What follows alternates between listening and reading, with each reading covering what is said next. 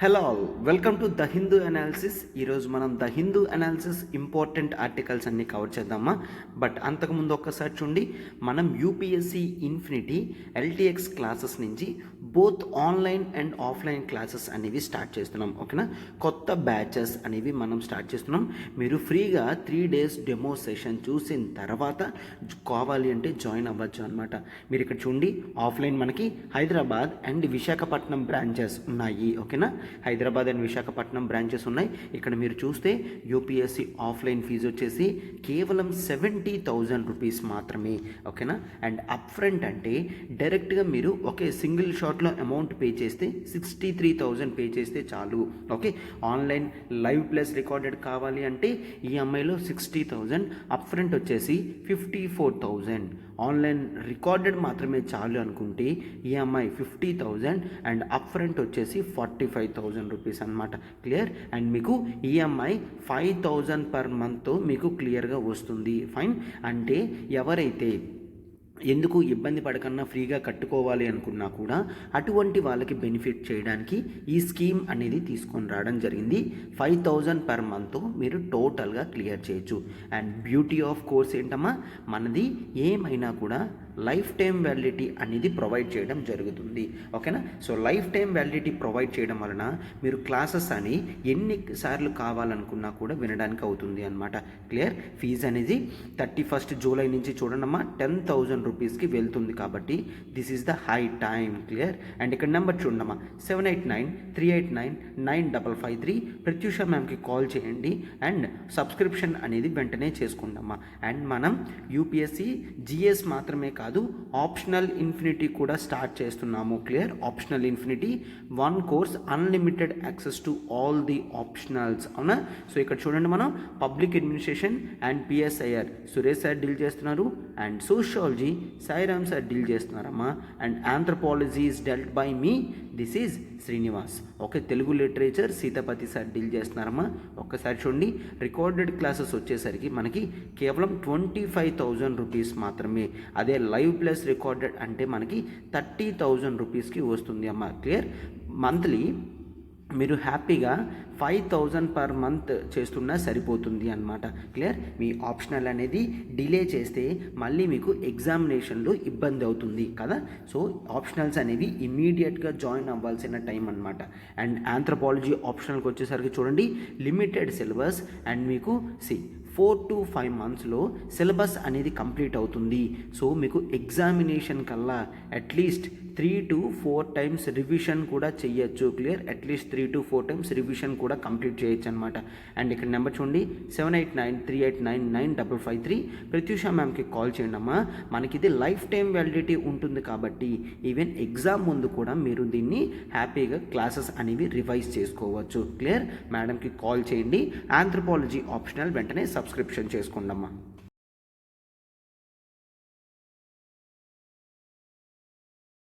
And మనం ఇక్కడ చూడమ్మా, ఎల్టీఎక్స్ క్లాసెస్ నుంచి UPSC infinity for working professionals తీసుకొని రావడం జరిగింది. ఫైన్, వర్కింగ్ ప్రొఫెషనల్స్ వారికి చాలామంది గోల్ అనేది ఉంటుంది, but because of time constraints అవన్నీ కూడా వాళ్ళు అచీవ్ చేయలేరు. సో అటువంటి వాళ్ళ ఎనర్జీని ట్యాప్ చేయడానికి మనం ఇది తీసుకొని రావడం జరిగిందమ్మా. మీరు మండే టు ఫ్రైడే బిజీ ఉంటారు కాబట్టి సాటర్డే సండే మనం ఫుల్ ఫ్లెజ్డ్ కోర్సెస్ అనేవి కంప్లీట్ చేస్తున్నాము. క్లియర్, ఎక్స్క్లూజివ్ లైవ్ క్లాసెస్ అనేది మనం వీకెండ్స్లో తీసుకొస్తున్నాం అమ్మా. ఫైన్, ఎక్స్క్లూజివ్ లైవ్ క్లాసెస్ వీకెండ్స్లో తీసుకొస్తున్నాం. కొత్త బ్యాచెస్ అనేవి August 1st నుంచి స్టార్ట్ చేస్తున్నాం. క్లియర్, 1st August నుంచి కొత్త బ్యాచెస్ స్టార్ట్ చేస్తున్నాం. మనం ప్యూర్ మెంటార్షిప్ అండ్ గైడెన్స్ కూడా ప్రొవైడ్ చేయడం జరుగుతుంది. క్లియర్, మెంటార్షిప్ అండ్ గైడెన్స్ కూడా ప్రొవైడ్ చేస్తాం. జస్ట్ మీకు చూడండి, ఫీజు కేవలం 60,000కి లాంచ్ చేయడం జరుగుతుంది. ఫైన్, ఈఎంఐ 5,000 పర్ మంత్ కడుతూ మనం దీన్ని క్లియర్ చేస్తున్నాం అనమాట. క్లియర్, అండ్ ఫీజు అనేది 60,000 నుంచి 70,000 దాకా 1st August నుంచి పెరుగుతుంది. ఇనాగరల్ ఫీజు మాత్రమే కాబట్టి దీనికి ఆఫర్ అనేది అప్లై అవుతుందమ్మా. 1st August నుంచి కోర్సెస్ స్టార్ట్ అవుతాయి కాబట్టి this is the high time, మీరు ఎన్రోల్ చేసుకోవాలి. Clear, and life time validity provide చేస్తున్నారు కాబట్టి మీకు ఎటువంటి ఇబ్బంది కూడా ఉండదన్నమాట.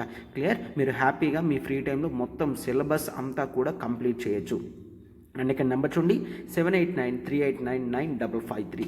అండ్ మనకి ఇక్కడ UPSC infinity for college students కూడా ఉంటుంది. For college students and new batches అనేవి మనం 1st ఆగస్ట్ నుంచి స్టార్ట్ చేస్తున్నాం. క్లియర్? కాలేజ్ స్టూడెంట్స్ వాళ్ళు కూడాను 1st ఆగస్ట్ నుంచి స్టార్ట్ చేస్తున్నాం.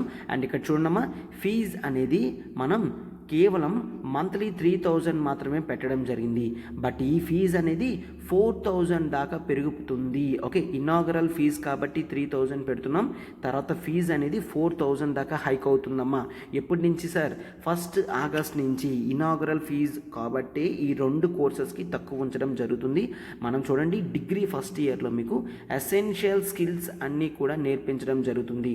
Like art of making notes కానీ, ఆర్ట్ ఆఫ్ రివిజన్ కానీ, art of reading news paper ప్రతిదీ కవర్ అవుతుంది. బేసిక్ కాన్సెప్ట్స్ అన్నీ కవర్ అవుతాయి, టెస్ట్ మాడ్యూల్స్ అన్నీ కవర్ అవుతాయి, అండ్ ఇంపార్టెంట్ ఇష్యూస్ డిస్కషన్ చేయడం జరుగుతుంది, కరెంట్ అఫైర్స్. అండ్ మనకి communication skills, interview, group discussions, personality development అనేది చాలా ఇంపార్టెంట్ అమ్మా. క్లియర్? అండ్ అందుకనే మనం ఫస్ట్ ఇయర్ నుంచి అది తీసుకొని రావడం జరుగుతుంది.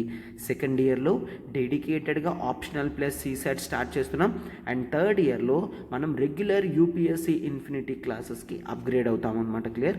Under the guidance of Suresh sir మనం చూడండి ప్రోగ్రామ్ అనేది నీట్గా డిజైన్ చేయడం జరిగింది. అండ్ ఇక్కడ నెంబర్ చూడమ్మా, 7893899553. మీరు ప్రత్యూష మ్యామ్కి కాల్ చేసి వెంటనే సబ్స్క్రిప్షన్ అనేది తీసుకోండమ్మా. మన ఫస్ట్ ఆర్టికల్ చూడమ్మా, వామ్ హోల్. ఓకేనా? సో ఇదేంటిది? Article warm whole. అండ్ ఈ 2 పిక్చర్స్ని గుర్తుంచుకోండమ్మా. ఇదొక పిక్చర్ అండ్ ఈమె ఒకటి అబ్జర్వ్ చేస్తుంది కదా, ఈ 2 పిక్చర్స్ గుర్తుంచుకోండి. మీకు ఇంపార్టెంట్ టాపిక్ అనేది ఈరోజు సైన్స్ అండ్ టెక్నాలజీలో కవర్ అవుతుంది. క్లియర్? GS3 సైన్స్ అండ్ టెక్నాలజీలో ఇంపార్టెంట్ ఆర్టికల్. మీరు మెయిన్స్ ఆన్సర్స్ రాసినప్పుడు మీకు ఇటువంటి ఆర్టికల్స్ చాలా హెల్ప్గా ఉంటాయన్నమాట. క్లియర్? సో అయితే ఇక్కడ చూడండి, పిక్చర్లో కూడా ఏం చెప్తున్నాడు, ఇక్కడ చూడండి, జూమ్ ఇన్ చేశాను. Understanding how rapid interstellar travel may be possible. ఓకేనా? సో అయితే ఇదేంటంటున్నాడు, ఇంటర్స్టెల్లార్ ట్రావెల్ అని అంటున్నాడు. Clear? Interstellar travel. Clear? So first of all interstellar travel అంటున్నాడు. ఈ వర్డ్ కూడా గుర్తుంచుకోండి. ఇంటర్స్టెల్లార్ అంటే ఒక స్పేస్ నుంచి మరొక స్పేస్కి ట్రావెల్. ఓకే, ఒక ప్లానెట్ నుంచి వేరే ప్లానెట్కి ట్రావెల్ చేస్తే, ఓకే, ఒక అట్మాస్ఫియర్ నుంచి కంప్లీట్ డిఫరెంట్ అట్మాస్ఫియర్లోకి ట్రావెల్ చేస్తే వీటన్నిటినీ కూడా ఇంటర్స్టెల్లార్ ట్రావెల్స్ అని అంటాము. క్లియర్? ఇంటర్స్టెల్లార్ ట్రావెల్స్ అంటాం. సో ఇంపార్టెంట్ ఆర్టికల్ కాబట్టి టోటల్గా అంతా కవర్ అవుతుంది. సో జాగ్రత్తగా అబ్జర్వ్ చేయండి అమ్మా. సో జనరల్గా మనం overall science and technology topic తీసుకుంటే మనకి మోర్ కాన్సన్ట్రేషన్ అండ్ ఫ్యాసినేషన్ అనేది ఎప్పుడూ కూడా స్పేస్కే ఉంటుందమ్మా. స్పేస్ టెక్నాలజీ గురించి, స్పేస్ బాడీస్ గురించి, అసలు స్పేస్ ఆరిజిన్ గురించి ప్రతి ఒక్కరికి కూడా క్వశ్చన్స్ ఉంటాయి, అవునా? అండ్ దాంతో అదే కాదు, చాలాసార్లు మనం even science fiction movies, okay, science fiction based movies like Interstellar కానీ మూవీస్ అవి ఏమైనా చూస్తే వాళ్ళు ఎట్లాగా కొన్ని మిషన్స్ అనేవి యూజ్ చేసి ఒక స్పేస్ టైం నుంచి మరొక స్పేస్కి వెళ్తారు అండ్ ఒక టైం నుంచి ఒక టైంకి వెళ్తారు. క్లియర్? ఒక టైం నుంచి మరొక టైంకి వెళ్తారు. ఎందుకంటే generally it says light year అని అంటాం. ఒక లైట్ ఒక ఇయర్లో ఎంతసేపు ట్రావెల్ చేయగలదో దాన్ని లైట్ ఇయర్ అని అంటాం. ఏదైనా ఒక మూవింగ్ ఆబ్జెక్ట్ కనుక లైట్ స్పీడ్ని టచ్ చేయగలిగింది అంటే it can do time travel అని అంటారు. Clear? It can do time travel అని అంటారు. సో దాంతో మనకి అర్థం ఏమవుతుంది అంటే మనం పాస్ట్కి అయినా వెళ్ళచ్చు, ఫ్యూచర్ అయినా వెళ్ళచ్చు. సో అప్పటి నుంచి మనం టైం ట్రావెల్ చేద్దాము అని అనుకుంటున్నారనమాట. దాని మీద వచ్చిన నోవెల్స్ కానీ మూవీస్ కానీ ప్రతిదీ కూడా చాలా ఫిక్షన్గా, చాలా ఫ్యాసినేటెడ్గా, చాలా ఇన్నోవేటెడ్గానే తయారు చేయడం జరిగింది. ఓకేనా? సో అయితే దాంట్లో ఆ స్పేస్ ట్రావెల్లోనే, ఆ సైన్స్లోనే మరొకటి కొత్తది రావడం జరిగింది. దాన్నే మనం వామ్ హోల్ అని అంటాము. Clear? Warm whole. Okay, in బ్రీఫ్గా ఏంటి అంటే ఎవరైనా ఈ వామ్ హోల్ నుంచి వెళ్ళారు అంటే ఒక లైట్ ఇయర్ నుంచి మరొక లైట్ ఇయర్కి, అంటే ఒక space to time, space and time రెండు కూడా ఇంటర్లింకింగ్ ఆబ్జెక్ట్స్ అని మనం సైన్స్లో చూస్తామమ్మా. Clear? Space and time.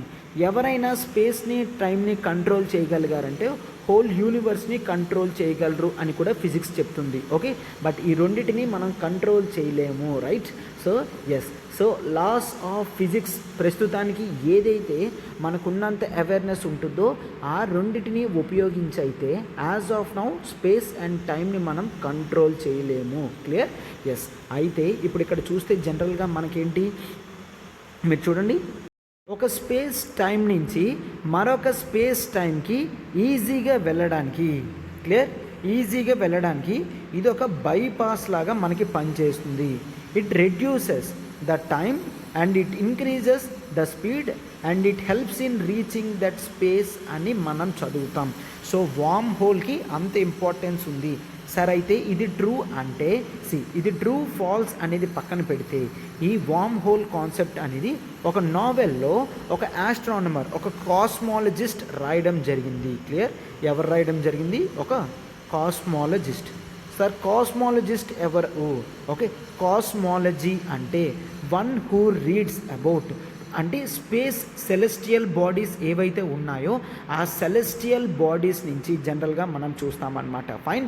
So ఆ సెలెస్టియల్ బాడీస్ నుంచి మరొక సెలెస్టియల్ బాడీకి ఒకవేళ మనం ఫిజిక్స్ లాస్ యూస్ చేస్తూ అబ్జర్వ్ చేసాము, రీసెర్చ్ చేసాము, నాలెడ్జ్ వచ్చింది అంటే దాన్నే కాస్మాలజీ అని అంటాం. అంటే ఏంటమ్మా కాస్మాలజీ అంటే?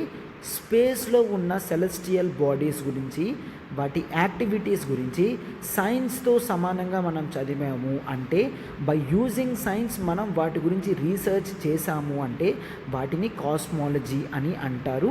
అలాంటి సబ్జెక్ట్స్ చదివిన వాళ్ళని కాస్మాలజిస్ట్ అని అంటారు. ఓకే, సమ్ బేసిక్ బ్యాక్గ్రౌండ్ అనేది అర్థమైంది కదమ్మా. అయితే ఈ నావెల్లో ఆ కాస్మాలజిస్ట్ దేని గురించి చెప్తున్నారు, ఎందుకు చెప్పాల్సి వచ్చిందో చూడండి అమ్మ ఒక్కసారి. సో అయితే ఇక్కడ నోబెల్ రాసింది అమెరికన్ కాస్మాలజిస్ట్. యాక్చువల్లీ అతనికి నోబెల్ ప్రైజ్ కూడా రావడం జరిగింది. And his name is keep thorn. Okay, ఇతని నేమ్ మనకు అవసరం లేదు. అయితే ఇతను తన బుక్లో, ఆ బుక్ పేరు black holes and time warps. Okay, so పేరులో ఉంది చూసారా, time warps. Clear? Time warps. Einstein's outrageous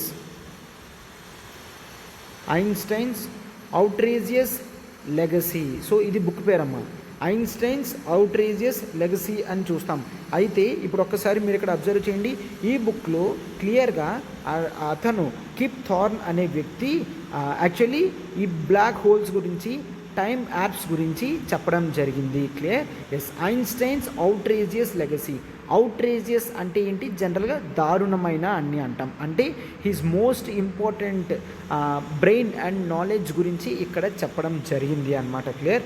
అయితే ఒకసారి అతని గర్ల్ ఫ్రెండ్ కూడా ఆస్ట్రానమర్. క్లియర్?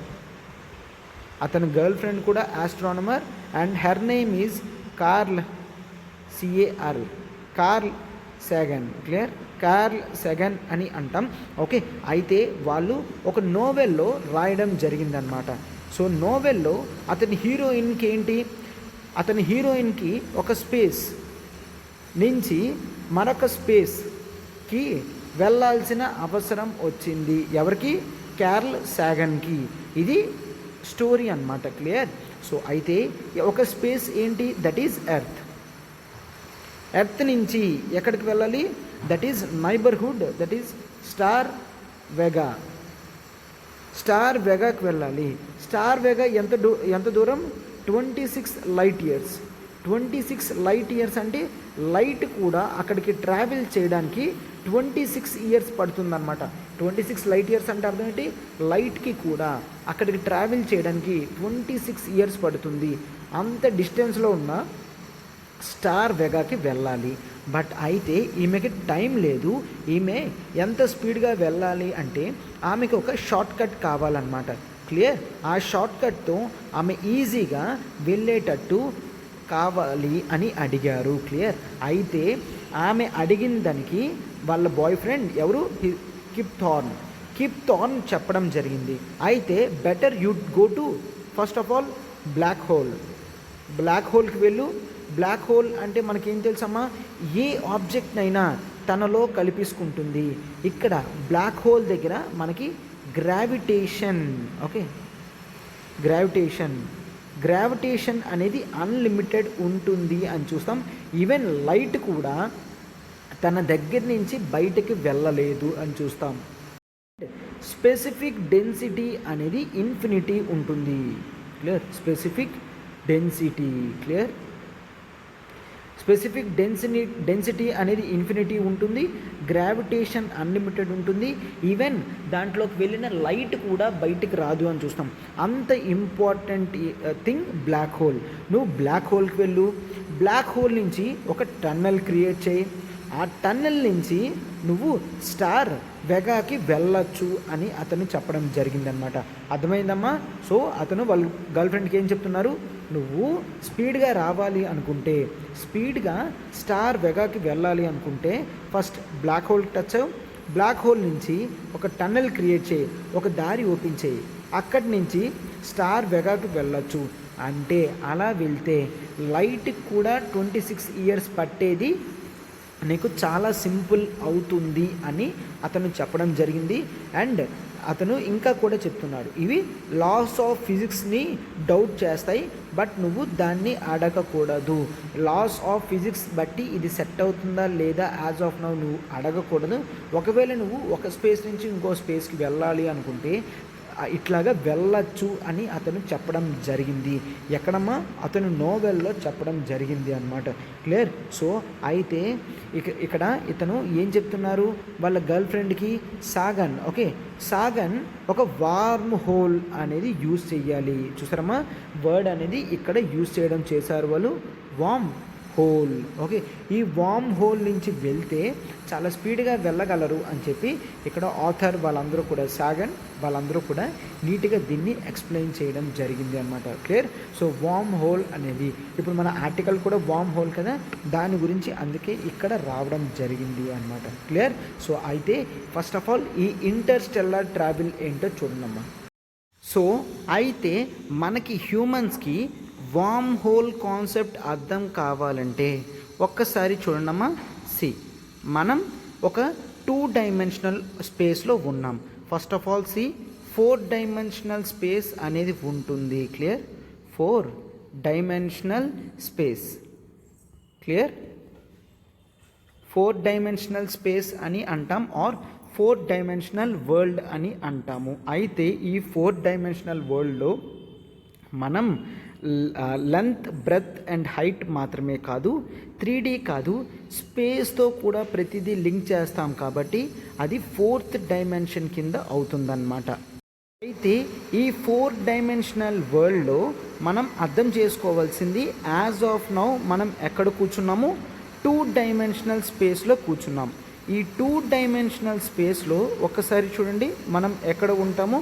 ఒక ప్లేస్ నుంచి, లెట్స్ టేక్ ప్లేస్ ఇది ఏ అనుకోండి, ఇది ప్లేస్ బి. ఈ ప్లేస్ బికి మనం వెళ్ళాలి. అయితే ఎండ్ పాయింట్స్ ఈ 2 అయ్యాయి. ఓకేనా? సో ఎండ్ పాయింట్స్ ఈ 2 అనుకుంటే మొత్తం మనం ఏ నుంచి బి దాకా ఇట్లాగా మాత్రమే వెళ్ళగలం. క్లియర్. సో ఇట్లాగా వెళ్ళగలం. అయితే ఇది వెళ్ళడానికి మనం ఏం యూజ్ చేస్తాము, ఒక పేపర్ అనేది బ్రిడ్జ్లా పెట్టాం అనుకోండి. అర్థం కావడానికి ఒక పేపర్ని మనం ఒక బ్రిడ్జ్ లాగా యూజ్ చేస్తూ పాయింట్ ఏ నుంచి పాయింట్ బికి స్పేస్లో వెళ్ళాలి అన్నమాట. అయితే ఇట్లా మొత్తం ట్రావెల్ చేసుకొని వెళ్తే చాలా టైం టేకెన్ అవుతుంది. సో ఈ పేపర్ని ఏం చేస్తాం, ఇలా స్ట్రైట్గా కాకుండా ఇట్లాగా ఫోల్డ్ చేస్తాం. ఓకే, ఇట్లా ఫోల్డ్ చేస్తే పాయింట్ ఏ అనేది ఇది, పాయింట్ బి అనేది ఇది.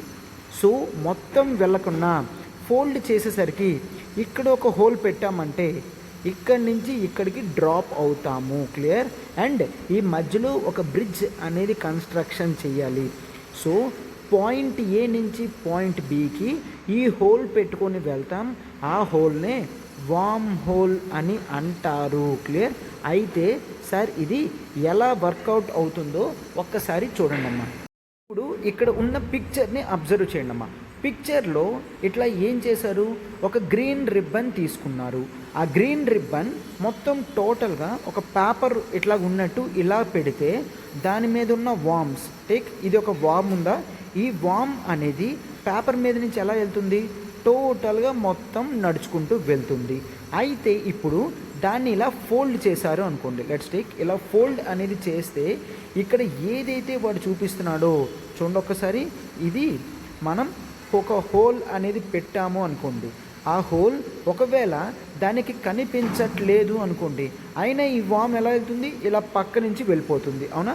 అది పక్క నుంచి వెళ్తుంటే ఆ హోల్ దానికి తెలియలేదు అంటే ఆ హోల్ నుంచి ఈజీగా వెళ్ళే మార్గం అనేది దానికి తెలీదు, బట్ అది ఎప్పట్లానే ఫోల్డ్ అవుతూ ఉంటుంది. ఒకవేళ దానికి అర్థం అయ్యింది అనుకోండి, దానికి అవేర్నెస్ కనుక ఒకవేళ వస్తే అక్కడ ఆ హోల్లో పడింది అంటే వెంటనే చూడండి ఈ టోటల్ డిస్టెన్స్ని ట్రావెల్ చేయకన్నా ఈ ప్లేస్కి సింపుల్గా ఇది ఫాలో అయిపోతుంది. అవునా కదా? అంటే మనం కూడా ఒక స్పేస్ నుంచి మరొక స్పేస్కి వెళ్ళాలి అంటే దేంట్లో వెళ్ళాలి, ఈ వామ్ హోల్ ఏదైతే ఉందో దాన్నే బ్లాక్ హోల్ అని అంటాం రియల్ లైఫ్లో. క్లియర్? బ్లాక్ హోల్ అని అంటాం. ఆ బ్లాక్ హోల్ నుంచి మరొక బ్లాక్ హోల్కి ఆర్ ఒక బ్లాక్ హోల్ యూజ్ చేసి ఒక యూనివర్స్ నుంచి మరొక యూనివర్స్కి మనం వెళ్ళగలము అని ఆథర్ ఇక్కడ చెప్తున్నారనమాట. సో దానికి మనకి ఒక బ్రిడ్జ్ అనేది కావాలి. సో చూడండమ్మా, సో ఇది యూనివర్స్ అని అంటాం. క్లియర్?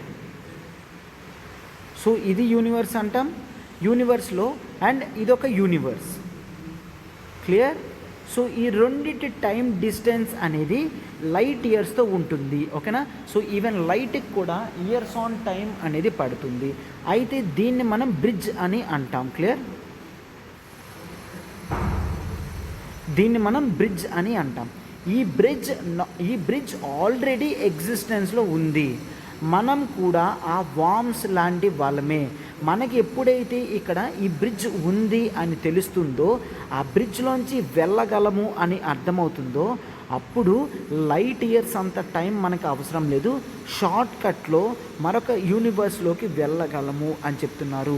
సో దీన్నే అక్కడ సాగాన్కి ఎక్స్ప్లెయిన్ చేస్తూ ఓకే ఇక్కడ మనకి ఈ కార్ల్ అతను రాయడం జరిగింది. బుక్లో రాశారు కదమ్మా, నువ్వు బ్లాక్ హోల్కి వెళ్ళు, బ్లాక్ హోల్ అనేది ఇలానే ప్రతిదీ అబ్జర్వ్ చేసుకుంటుంది. ఈవెన్ గ్రావిటేషన్ కూడా దాని నుంచి, లైట్ కూడా దాని నుంచి బయటికి వెళ్ళలేదు అంటే సంథింగ్ ఒక టన్నెల్ అనేది ఉంటుంది. ఈ బ్రిడ్జ్ ఏదైతే ఉందో దాన్నే టన్నెల్ అని చెప్తున్నారు. అలా టన్నెల్ నుంచి వేరే స్పేస్కి వెళ్ళు అని చెప్తున్నారు. అయితే సార్ ఇది ఆల్రెడీ ప్రూవ్డ్ వన్నా అంటే నో, ఇంతవరకు సైంటిఫిక్ ఎవిడెన్స్ అనేది లేదు. క్లియర్? ఇంతవరకు సైంటిఫిక్ ఎవిడెన్స్ అనేది ఇలా టన్నెల్ యూజ్ చేస్తూ ఒక స్పేస్ నుంచి మరొక స్పేస్లోకి వెళ్ళడం అనేది తెలీదు. అయితే ఇదంతా కూడా ఒక ఫిక్షనల్ స్టోరీ. బట్ సైంటిస్టులు మాత్రం ఇది అవుతుందేమో అని అనుకుంటున్నారనమాట. క్లియర్? సో ఇలా అయితే నిజంగా ఒక వామ్ హోల్ నుంచి మరొక వామ్ హోల్కి ఇలా కర్వ్డ్ స్పేస్లోంచి మనం వెళ్ళగలము. క్లియర్? అటువంటివి ఉన్నాయి అని చెప్తున్నారనమాట.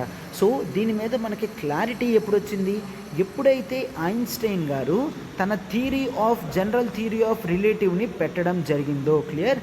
సో స్పేస్లో ఆబ్జెక్ట్స్ అన్నీ కూడా మనకి జనరల్గా ఏం చూస్తాము, అక్కడ అతను చెప్పిన థియరీ ఆఫ్ రిలేటివిటీలో చూస్తే మన ఆబ్జెక్ట్స్ అనేవి స్పేస్లో వేరేగా వర్క్ అవుతాయి, అక్కడ గ్రావిటేషనల్ ఇన్ఫ్లుయెన్స్ అనేది ఉంటుంది అని టోటల్గా ప్రతిదీ చెప్పారా. అది వచ్చిన తర్వాత ఈ బ్లాక్ హోల్స్ గురించి ఇవన్నీ కూడా ఐన్స్టైన్ గారు తన థియరీ ఆఫ్ రిలేటివిటీలో చెప్పడం జరిగింది. అయితే దాని గురించి మనం అబ్జర్వ్ చేసిన తర్వాత ఎస్ ఇటువంటివి నిజంగానే ఉండి ఉండొచ్చు అని మనకి క్లారిటీ వస్తుంది అన్నమాట. క్లియర్? అయితే యాజ్ ఆఫ్ నౌ మనకి వీటి గురించి అర్థం కావాలి అంటే గ్రావిటేషనల్ వేవ్స్ గురించి ఇంకా పూర్తిగా తెలియాలి. ఎప్పుడైతే మనకి గ్రావిటేషనల్ వేవ్స్ అనేది తెలుస్తుందో ఆ వామ్ హోల్స్ ఎక్కడ ఉందో తెలుస్తుంది. మనకి ఎక్కడుందో తెలిసిందంటే దాన్ని యూజ్ చేయగలం. యాజ్ ఆఫ్ నౌ మనం 2 డైమెన్షనల్ లాగా ఈ వామ్స్ మీద ఉన్నాము. సో ఈ వామ్స్ మీద ఉన్నాం కాబట్టి టోటల్గా ట్రావెల్ చేయాల్సి వస్తుంది, మనకి క్లియర్గా తెలియడం లేదు అని చెప్తున్నారనమాట.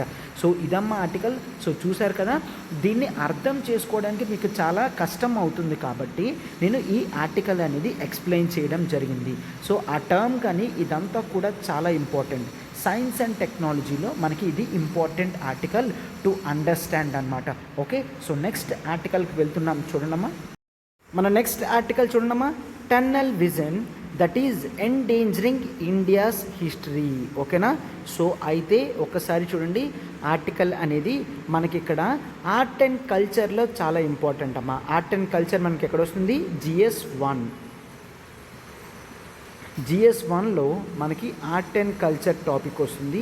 ఈ ఆర్టికల్ ఒక important organisation archaeological survey of India and దానికి సంబంధించిన ఒక act, ancient monuments and archaeological sites and remains act గురించి అన్నమాట. అయితే ఇక్కడ ఒక్కసారి చూడండి, ఆథర్ ఏం చెప్తున్నాడు? టన్నల్ విజన్ అంటే ఏంటి? విజన్ అంటే ఏమంటాం? ముందు చూపు అని అంటాం, అవునా? ముందు చూపు ఎప్పుడు కూడా ఎట్లా ఉండాలమ్మా? బ్రాడ్గా ఉండాలి. క్లియర్, బ్రాడ్గా ఉంటేనే మనకి బాగా నీట్గా అర్థమవుతుంది. బట్ ముందు చూపు ఎప్పుడూ కూడా టన్నల్ అంటే టన్నెల్ ఎలా ఉంటుంది? నారోగా ఉంటుంది, అవునా? ఒక టన్నెల్ అంటే ఏంటి? నారోగా ఉంటుంది. మీరు ఎప్పుడైతే ముందు చూపు నారోగా ఉంచుతున్నారో most of the things observe చేయడం మానేస్తారు. క్లియర్, సో బ్రాడ్గా అబ్జర్వ్ చేస్తేనే ప్రతి పాయింట్ కూడా తెలుస్తుంది. మీరు నారోగా అబ్జర్వ్ చేస్తే మ్యాక్సిమం మీకు తెలీదు. ఓకే, అర్థమవుతుందమ్మా? ఈ విధంగా ఇక్కడ చెప్తున్నారనమాట. మ్యాక్సిమం మీకు తెలీదు, అర్థం కాదు. సో అందుకనే ఇప్పుడు ఇక్కడ ఆర్టికల్లో ఆథర్ ఇక్కడ దీని గురించి నీట్గా చెప్తున్నారు. మనం కూడా మొత్తం డీటెయిల్డ్గా అనాలిసిస్ చేద్దాం. చూడండమ్మా, ఇది ఎడిటోరియల్ పేజ్లో వచ్చిన ఆర్టికల్, రైట్? ఒకసారి చూడమ్మా, ప్రతి ఒక్కరూ కూడా నాకు అడుగుతున్నారు, సార్ ఎడిటోరియల్స్ అని. ఎడిటోరియల్ ఆర్టికల్స్లో సివిల్స్కి సంబంధించింది ఏదైనా వస్తే ఐ వోంట్ లీవ్. ఓకే, ఖచ్చితంగా దాన్ని కవర్ చేస్తాం. But most of the times ఈ మధ్య పాలిటిక్స్కి సంబంధించినవే అడుగుతున్నాడు కాబట్టి మనం వాటిని స్కిప్ చేస్తున్నాం అంతే. ఎందుకంటే ప్యూర్లీ పాలిటిక్స్ బేస్డ్ క్వశ్చన్స్ అనేవి మనకు అడగరు. అది ఒకవేళ నిజంగా GS2 పాలిటీలో ఇంపార్టెంట్ టాపిక్ అయితే దాన్ని నేను కన్ఫామ్గా కవర్ చేస్తాను. ఓకేనా? సో మీరు ఎడిటోరియల్లో ఇంపార్టెంట్ ఆర్టికల్స్ వస్తే అవి మిస్ అవుతాయని ఎప్పుడూ కూడా అనుకోకండి. ఓకేనా? సో ప్రస్తుతానికి ఈ ఆర్టికల్ కూడా మనకి GS1 ఆర్ట్ అండ్ కల్చర్లో ఇంపార్టెంట్ కాబట్టి మనం కవర్ చేస్తున్నాం. అండ్ ఈ ఎడిటోరియల్ పేజ్లో మరొక ఆర్టికల్ ఉంది, అది చిలే గవర్నమెంట్ గురించి అనమాట. ఓకే, మనకి చిలీ అనే ఒక కంట్రీ ఉంది, ఆ కంట్రీ గురించి అనమాట. సో అవి మనకి అవసరం ఉండవు కాబట్టి మనం వాటిని కవర్ చేయము. ఓకేనా? ఎస్, అర్థమైంది కదమ్మా? సో మీరు కంగారు పడవసరం లేదు. మన న్యూస్ అనాలిసిస్ వింటే మీకు important things in the news అనేది UPSC రిలేటెడ్ 100% ప్రతిదీ కవర్ చేస్తాం. ఓకేనా? So you can absolutely rely on hour news analysis. అయితే ఈ ఆర్టికల్ మెయిన్ దేని గురించి వచ్చింది అంటే మనకి ఒక యాక్ట్ అనేది ఉంది అమ్మా. ఏంటది? Ancient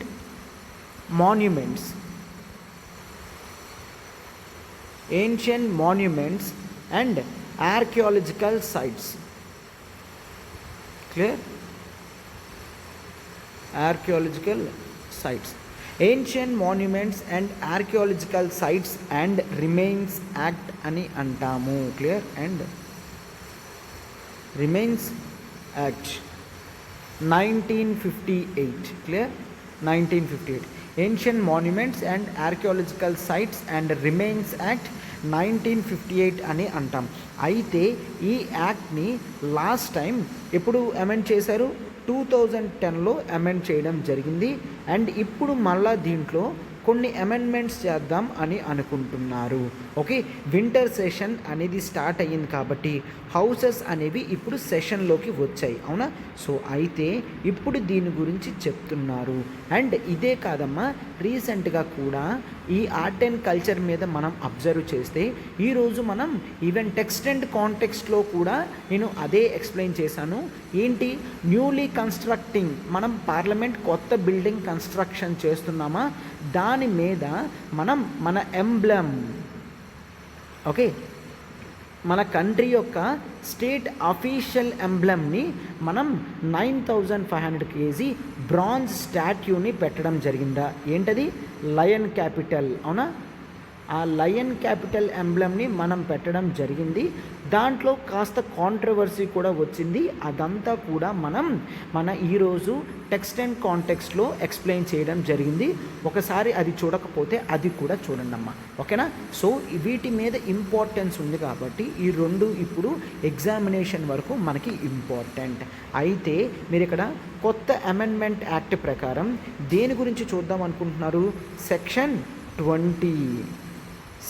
20 of ancient monuments, archaeological sites and remain act, AMASR act అని అంటాం. ఓకే, దీన్ని అమెండ్ చేయాలి అని అనుకుంటున్నారనమాట. ఈ యాక్ట్లో ఏం చెప్పడం జరిగింది, ఈ యాక్ట్ ప్రొహిబిట్స్ ఏంటి, ఏవైనా కూడా archaeological survey of India, clear, archaeological survey of India A monuments అయినా, ఓకే, పురాతన వస్తువులను కానీ లేదంటే పురాతన బిల్డింగ్స్ని కానీ వాళ్ళు ప్రొటెక్ట్ చేస్తున్నారంటే దాని చుట్టూ 100 మీటర్స్ వరకు, దాని చుట్టూ ఉన్న 100 మీటర్స్ రేడియస్ వరకు ఎటువంటి యాక్టివిటీస్ అయినా రెగ్యులేటెడ్లో జరుగుతుంది. క్లియర్, అంటే టోటల్గా యాక్చువల్లీ ఇది ఒక బిల్డింగ్ అనుకోండి, లెట్స్ టేక్ ఇది తాజ్మహల్ అనుకోండి, దీని చుట్టూ మనకి 300 కావాలి, ఓకేనా, 300 మీటర్స్ వరకు బ్యాన్ అని చెప్తాం. 300 మీటర్స్ వరకు ఏ యాక్టివిటీ అయినా కూడా బ్యాన్ అని చెప్తాం. బట్ వితిన్ 100 మీటర్స్లో ఏమైనా కావాలి అనుకుంటే కాస్త రెగ్యులేటెడ్ వేలో జరుగుతుంది అన్నమాట. ఓకే, సో అయితే ఈ రెగ్యులేటెడ్ వేలో జనరల్గా మనం ఏం చూస్తాము, అవన్నీ కూడా ఆర్కియాలజికల్ సర్వే ఆఫ్ ఇండియా చూస్తుంది. అయితే ఇప్పుడు వీటిని చేంజెస్ చేద్దాం అని అనుకుంటున్నారు. ఎంత డిస్టెన్స్ ఉండాలి ఏంటి ఇదంతా కూడా చేంజ్ చేద్దాం అనుకుంటున్నారు. అదే main theme of the article. Archaeological survey of India చూసినట్టయితే ఆర్కియాలజికల్ సర్వే ఆఫ్ ఇండియా మీకు టోటల్గా 3700 ఆర్కియాలజికల్ సైట్స్ని ప్రొటెక్ట్ చేస్తుంది. ఇది ఈ సైట్స్ని ప్రొటెక్ట్ చేయడమే కాదు, ఇంపార్టెంట్ హిస్టరీ కూడా, క్లియర్, మనకి హిస్టరీలో జరిగిన ఇంపార్టెంట్ డేటా అండ్ ఇన్ఫర్మేషన్ కూడా జాగ్రత్తగా భద్రపరుస్తూ వస్తుంది అన్నమాట. క్లియర్, ఇంపార్టెంట్ థింగ్స్ అన్నీ చేస్తుంది. ఫర్ ఎగ్జాంపుల్ మీరు ఒకసారి ఇక్కడ చూడండి, ఎందుకు మనం అంత ఇంపార్టెన్స్ అనేవి మాన్యుమెంట్స్కి ఇస్తాము. మాన్యుమెంట్స్ ఎప్పుడూ కూడా తన సరౌండింగ్స్ని అన్నిటినీ చూసుకొని కన్స్ట్రక్షన్ చేయడం జరుగుతుంది. క్లియర్, కొన్ని రాక్ కట్ శాంక్చురీస్ చూడండి, ఓకే, రాక్ని కట్ చేస్తూ చేయడం జరిగింది. అది మనం జనరల్గా చూస్తాం. అజంతా ఎల్లోరా కేవ్స్ అంటామా, ఎక్కడమ్మా, మహారాష్ట్రలో ఉన్న అజంతా ఎల్లోరా కేవ్ చూసినా. అండ్ నెక్స్ట్ బరాబర్ కేవ్స్ ఇన్ బీహార్లో ఉన్న బరాబర్ కేవ్స్ కానీ, అండ్ ఆ తర్వాత మస్రూర్, ఎక్కడిది, హిమాచల్ ప్రదేశ్లో ఉన్న మస్రూర్ కేవ్స్ కానీ, అండ్ ఆ తర్వాత Guntupalli, okay, Guntupalli in Andhra Pradesh. Clear, so actually Guntapalli అంటారు, బట్ వీళ్ళు రాయడం మాత్రం గుంటుపల్లి అని రాస్తారు. ఓకే, గుంటపల్లి ఫ్రమ్ ఆంధ్రప్రదేశ్ కానీ, ఇవన్నీ కూడా ఆ దగ్గరలో ఉన్న క్యానియాన్స్, ఓకే, క్యానియాన్స్ అని అంటాం, అంటే గార్జెస్, కొండల లోయల్లో అని అంటాం కదా, కొండల లోయల్లో జాగ్రత్తగా వీటిని కట్ చేయడం జరిగింది. ఓకే, ఒక పెద్ద రాక్ తీసుకుంటారు, దాన్ని నీట్గా చేత్తో, ఒకప్పుడు ఇప్పుడు కాదమ్మా, ఒక 1000 years బ్యాక్ నుంచి వాళ్ళు రాక్ కట్ చేసుకుంటూ అలా వస్తున్నవి మనం రాక్ కట్ కేవ్స్ అని అంటాం, అవునా. వాటిని జాగ్రత్తగా టోటల్ ఇంటిగ్రేటెడ్ రీజియన్తో చూడాలి. ఈ క్యానియన్స్తో కలిపి చూస్తే వాటి అందం అనేది మరింత పెరుగుతుంది అని చెప్తున్నారనమాట. క్లియర్, ఇంకా ఇవే కాదు, కొన్ని టెంపుల్స్ ఉన్నాయి, కొన్ని టెంపుల్స్ లైక్ పట్టెడకల్ అని అంటారు. Okay, Pattadakal temple from Karnataka. Clear, Pattadakal temple from Karnataka కానీ, ఆ తర్వాత ఓకే, విరంగం మున్సర్, విరంగర్ మున్సర్ తాలవ్. ఓకే, ఎక్కడ ఇది? గుజరాత్. ఇక్కడ ఈ టెంపుల్ కానీ ఇవన్నీ కూడా ఎక్కడ? వీటి చుట్టూ ఉన్న farm lands, irrigation canals and interlocking ponds, కెనాల్స్తోని పాండ్స్తోని ఫామ్ లాండ్స్తో సహా వీటిని చూస్తే వీటి అందం అనేది మరింత పెరుగుతుంది అని చెప్తున్నారు. ఈ నేమ్స్ అన్నీ ఎందుకు రాస్తున్నానంటే ఈ నేమ్స్ అన్నీ జాగ్రత్తగా రాసుకున్నామా. మనకి హిస్టరీ గురించి ఆర్ట్ అండ్ కల్చర్లో ప్రిలిమ్స్ క్వశ్చన్స్ అడిగితే మ్యాచ్ ది ఫాలోయింగ్ అడుగుతాడు కాబట్టి ఇవన్నీ మనకి ఇంపార్టెంట్ అన్నమాట. క్లియర్? సో అందుకని జనరల్గా ఏం చూస్తాము, మనకి ఎప్పుడు ఈ బాడీ వచ్చిన తర్వాత నుంచి, జనరల్గా ఈ యాక్ట్ వచ్చిన తర్వాత నుంచి వీటిని జాగ్రత్తగా కాపాడుకుంటూ మనం వస్తున్నాము. ప్రతిదీ కూడా కేవలం తన ఇంపార్టెన్స్ అనేది మనకి టోటల్గా ఉండాలి అని చూస్తామన్నమాట. ఫర్ ఎగ్జాంపుల్ చూడండి, ఢిల్లీలో మనకి పురాణా కిలా అని అంటాం. అంటే పురాణా అంటే ఓల్డ్ అంటాం, కిలా అంటే ఫోర్ట్ అని అంటాం, అవునా? సో ఢిల్లీలో పురాణా కిలా అనేది ఉంది. క్లియర్? ఓకే, మనకి పాకిస్తాన్ డివైడ్ అయిన తర్వాత, పాకిస్తాన్ పార్టీషన్ అయిన తర్వాత చాలామంది ఇండియాలోకి రెఫ్యూజీస్ కింద రావడం జరిగింది, అవునా? సో ఇనీషియల్గా ఈ రెఫ్యూజీస్ అందరినీ కూడా ఇట్లాంటి ప్లేసెస్లోనే ఉంచడం జరిగిందనమాట. అక్కడ ఉంచి వాళ్ళకి ఫుడ్ కానీ ప్రేయర్కి కావాల్సిన స్పేస్ కానీ అవన్నీ కూడా ఇవ్వడం జరిగింది. ఢిల్లీ అలాగలాగ డెవలప్ అవుతూ కాంక్రీట్ జంగల్స్ కింద తయారైపోయింది అని చెప్తున్నారనమాట. పాపులేషన్ పెరిగిపోయింది, అట్లాగా చాలా ఇబ్బంది జరుగుతుంది అని చూస్తారు. సో దాంతో పొల్యూషన్ కూడా పెరిగిపోతుంది అని చెప్తున్నారనమాట. అండ్ ఇక్కడ ఏం చెప్తున్నారు, మాన్యుమెంట్స్ ప్లేసెస్ని మనం కాపాడకపోతే పాపులేషన్తో మనకి పొల్యూషన్స్ అనేవి పెరిగిపోయి మాన్యుమెంట్స్ యొక్క ఒరిజినాలిటీ అనేది మిస్ అవుతాం అని చెప్తున్నారు.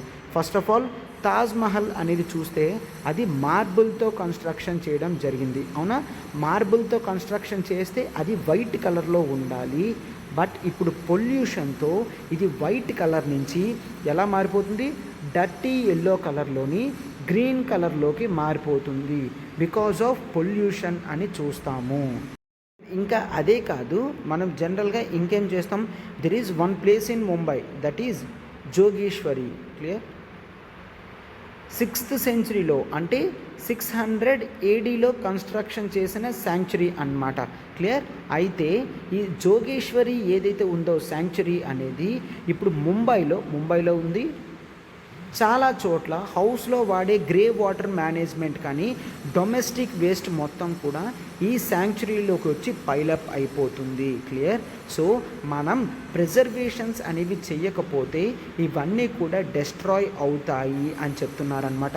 చాలా ఇంపార్టెంట్ ప్లేసెస్ అన్నీ కూడా మనం అన్రెగ్యులేటెడ్లో యూజ్ చేస్తే చాలా ఇబ్బంది అవుతుంది. సో అయితే ఇప్పుడు ఆర్టికల్లో ఏం చెప్తున్నారంటే నెక్స్ట్ మాన్సూన్ సెషన్లో మీరు దాన్ని లిమిట్ తగ్గించాలి, ఎలా తగ్గించాలి అని ఆలోచించకుండా ఏ విధంగా కమిటీస్ వేయాలి, క్రైటీరియా ఏం పెట్టుకోవాలి, ఇటువంటి మాన్యుమెంట్స్ని ఎలా రక్షించుకోవాలి, ఇంటర్నేషనల్లో వీటిని ఎలా ప్రొజెక్ట్ చేయాలి, టూరిజంని ఎలా పెంచుకోవాలి, వాటి మీద మనం దృష్టి పెట్టాలి అని చూస్తున్నారు అండ్ చెప్తున్నారనమాట. క్లియర్? సో అర్థమైంది కదమ్మా. ఇది ఆర్టికల్ టోటల్గా మనకి ఎగ్జామినేషన్కి కావాల్సినంత వరకు కూడా మనం పూర్తి బ్యాక్గ్రౌండ్తో సహా ఇవ్వడం జరిగింది అనమాట. సో ఏదైనా ఆన్సర్ రాసినప్పుడు కూడా మీరు వే ఫార్వర్డ్లో ఇప్పుడు నేను ఏవైతే క్వశ్చన్స్ చెప్పానో అవి పోస్ట్ చేస్తూ మీరు ఆన్సర్ని పెట్టచ్చు అనమాట. క్లియర్? ఎస్. ఇప్పుడు మనం మన నెక్స్ట్ ఆర్టికల్కి వెళ్తున్నాం. చూడండి అమ్మా, మన నెక్స్ట్ ఆర్టికల్ చూడమ్మా, a new legislation that mirrors the old. ఓకేనా? సో అయితే ఇక్కడ దేని గురించి చెప్తున్నారు, మనం ఒక యాక్ట్ గురించి మాట్లాడతాము. సో దాంతో మీకు క్లియర్గా అర్థమవుతుందన్నమాట. ఇది ఎడిటోరియల్ పేజ్లో వచ్చిన ఆర్టికల్ అమ్మా. ఇది చాలా ఇంపార్టెంట్ ఆర్టికల్. ఎక్కడ ఇది ఇంపార్టెంట్ మనకి? GS2 పాలిటీలో చాలా ఇంపార్టెంట్ ఆర్టికల్ అనమాట. క్లియర్? సో ఆర్గనైజేషన్స్ గురించి, లెజిస్లేషన్స్ గురించి కాబట్టి ఇది చాలా ఇంపార్టెంట్. ఫైన్. సో దీని గురించి చూద్దాం. చూడండమ్మా, ప్రతి సొసైటీలో కూడా జనరల్గా డిసీజెస్ అనేవి వస్తాయి, అవునా? డిసీజెస్ని తగ్గించాల్సిన బాధ్యత ఎప్పుడూ కూడా స్టేట్ మీద ఉంటుంది. ఎందుకు? డిసీజ్ బర్డెన్ పెరుగుతుంది అంటే standard of living, okay, standard of living అని అంటాం. అది జనరల్గా తగ్గిపోతుంది. స్టాండర్డ్ ఆఫ్ లివింగ్ అనేది తగ్గిపోతుంది. స్టాండర్డ్ ఆఫ్ లివింగ్ ఎప్పుడైతే పెరుగుతూ ఉంటుందో జనరల్గా మన జీడిపి అనేది దాని మీద ఉంటుంది. ఎందుకు? స్టాండర్డ్ ఆఫ్ లివింగ్ అనేది ప్రొడక్టివిటీ డిసైడ్ చేస్తుంది. ప్రొడక్టివిటీ జీడిపిని ఇంక్రీజ్ చేయడానికి హెల్ప్ చేస్తుంది. సో అయితే ఈ డిసీజెస్ని తగ్గించాలి అంటే మనం first of all that is right hospitals అనేవి పెంచాలి. అవునా? హాస్పిటల్స్ పెంచాలి. హాస్పిటల్స్ పెంచడంతో పాటు మనం జనరల్గా ఉన్న డ్రగ్స్ని అవైలబుల్గా ఉంచాలి. ఇక్కడ డ్రగ్స్ అంటే these are nothing but medicines అని మీనింగ్. క్లియర్? మెడిసిన్స్. ఓకే, మరి డ్రగ్ అని దేనికి అంటారంటే కెమికల్ కాంపోనెంట్ ఉంటే దాన్ని ఏదైనా కూడా డ్రగ్ అని అంటాము. సో మెడిసిన్స్ కూడా కెమికల్ కాంపోనెంట్స్ కాబట్టి డ్రగ్స్ అని అంటాం. అయితే ఈ డ్రగ్స్ చాలా ఇంపార్టెంట్ కాబట్టి ఇండియాలో ఈ డ్రగ్స్ని రెగ్యులేట్ చేయడానికి మనకు ఒక యాక్ట్ ఉంది. That is drugs and cosmetics act. Clear? Drugs and cosmetics act 1940. Clear? Pre independence ముందు యాక్ట్ అన్నమాట. సో ఇప్పటికీ కూడా మనం దీన్నే కొన్ని అమెండ్మెంట్స్ చేస్తూ వాడుతున్నాం. అయితే ఇప్పుడు కొత్తగా సెషన్ స్టార్ట్ అయింది కదమ్మా, మాన్సూన్ సెషన్లో దీన్ని చేంజ్ చేద్దాం అనుకుంటున్నారు అన్నమాట. సో అందుకనే ఏం చెప్తున్నారు? The new legislation that mirrors the old అంటే అర్థం ఏంటి? ఇక్కడ కొత్త లెజిస్లేషన్ ఏదైతే ఉందో అది పాతదిలానే రెప్లికేట్ అవుతుంది తప్ప కొత్తదనం ఏమీ కూడా లేదు అని చెప్తున్నారనమాట. క్లియర్? అయితే ఇప్పుడు ఒక్కసారి చూడండి, మన పాత యాక్ట్ ఎప్పుడైతే తయారు చేసామో అప్పట్లో మనకి ఫార్మసిటికల్ ఇండస్ట్రీ ఏదైతే ఉందో, క్లియర్, ఫార్మసిటికల్ ఇండస్ట్రీ, క్లియర్, ఈ ఫార్మసిటికల్ ఇండస్ట్రీ ఏదైతే ఉందో అప్పుడు అది చాలా ఇన్ఫాన్సీ స్టేజ్లో ఉంది. ఇన్ఫాన్సీ అంటే నథింగ్ బట్ చాలా చిన్న స్టేజ్లో ఉంది. ఆ చిన్న స్టేజ్లో ఉన్నారు కాబట్టి డ్రగ్స్ అండ్ కాస్మెటిక్ రూల్స్ ఇవన్నీ కూడా కాస్త లిబరల్గా ఉండేవి. జనరల్గా ఆప్షన్ ఏముండేదంటే there would be drug inspectors. Clear? Government controlled drug inspectors వీళ్ళు ఉంటారు. ఓకే, జనరల్గా మ్యానుఫ్యాక్చరింగ్ ఫార్మసిటికల్ కంపెనీస్ ఉంటాయి. ఫర్ ఎగ్జాంపుల్ రెడ్డీస్ ల్యాబొరేటరీ ఉంది. రెడ్డీస్ ల్యాబొరేటరీ వాడు ఒక మెడిసిన్ తయారు చేస్తాడు. మెడిసిన్ తయారు చేసి మార్కెట్లోకి పంపిస్తాడు. అవునా? ఈ మెడిసిన్ అనేది మార్కెట్కి వెళ్తుంది. అయితే ఈ డ్రగ్ ఇన్స్పెక్టర్ మార్కెట్లో అవైలబుల్గా ఉన్న మెడిసిన్స్ని ర్యాండమ్గా తీసి సెలెక్ట్ చేస్తాడు. ర్యాండమ్గా తీసి సెలెక్ట్ చేసి దాన్ని టెస్ట్స్కి పంపిస్తారు. క్లియర్?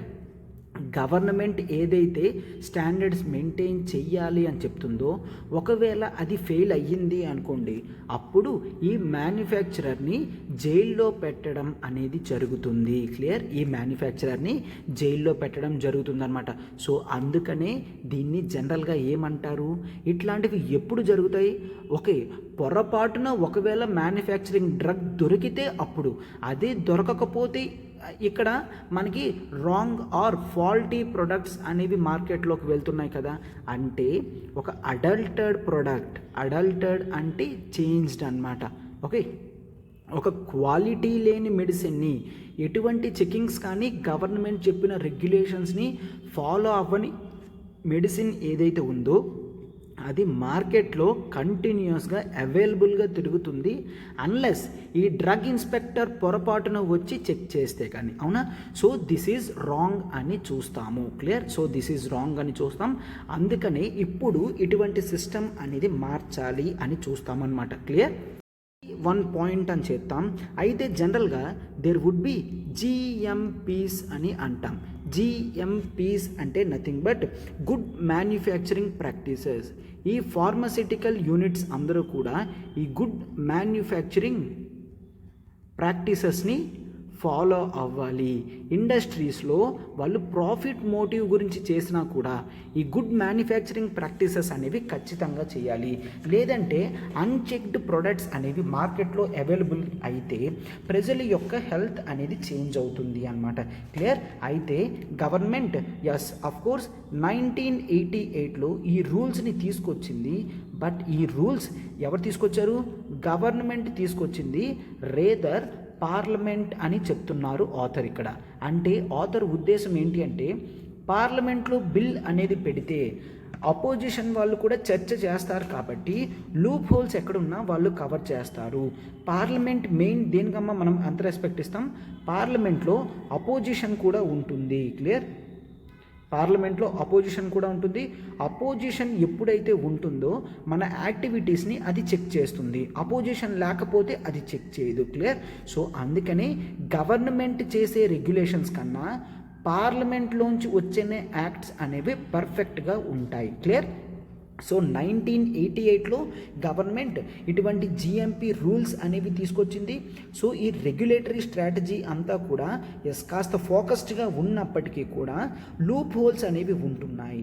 ఆ లూప్ హోల్స్ అనేవి ఈ బిగ్ ఫార్మాసిటికల్ కంపెనీస్ వాళ్ళు జాగ్రత్తగా తప్పించుకొని వెళ్తున్నారు అన్నమాట.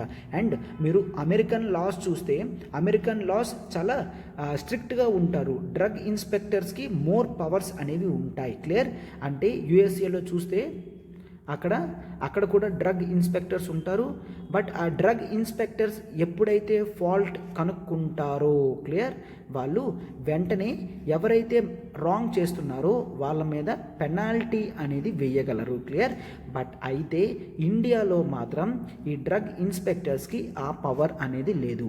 పీనల్ పవర్, ఓకే, ఈ పీనల్ పవర్స్ అనేవి ఇండియన్ డ్రగ్ ఇన్స్పెక్టర్స్కి లేవు అని మనం చూస్తాం. క్లియర్? సో అయితే అందుకనే ఇప్పుడు బిల్ ఏదైతే తీసుకొస్తున్నారో దాంట్లో ఈ గుడ్ మ్యానుఫ్యాక్చరింగ్ ప్రాక్టీసెస్ని టైటన్ చేసి ఇండియాలో కూడా పీనల్ పవర్స్ అనేవి డ్రగ్ ఇన్స్పెక్టర్స్కి ఇవ్వండి అని చెప్తున్నారనమాట. క్లియర్? ఎస్. అయితే మన రెగ్యులేటరీ సిస్టమ్ అనేది రివ్యూ అనేది ఓవరాల్గా చెయ్యాలి అని చెప్తున్నారనమాట. ఓవరాల్ డ్రగ్ రెగ్యులేటరీ సిస్టమ్ ఓవరాల్గా చెయ్యాలి. అండ్ మీరు డ్రగ్స్ అండ్ కాస్మెటిక్స్ యాక్ట్ 1940 చూస్తే అది ఓకే మనకి సెంట్రల్ లెవెల్లో ఒక ఆర్గనైజేషన్, స్టేట్ లెవెల్లో ఒక ఆర్గనైజేషన్ కంట్రోల్ చేస్తాయి అన్నమాట. ఓకే, మీరు సెంట్రల్ లెవెల్లో చూస్తే దెర్ ఈజ్ సెంట్రల్ డ్రగ్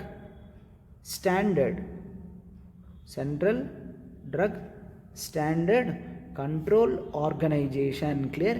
వీళ్ళు జనరల్గా గవర్నమెంట్ చెప్పిన రూల్స్ అండ్ రెగ్యులేషన్స్ ప్రకారం డ్రగ్స్ కానీ మెడికల్ డివైజెస్ కానీ తయారు చేస్తున్నారా లేదా అనేది చెక్ చేస్తారు.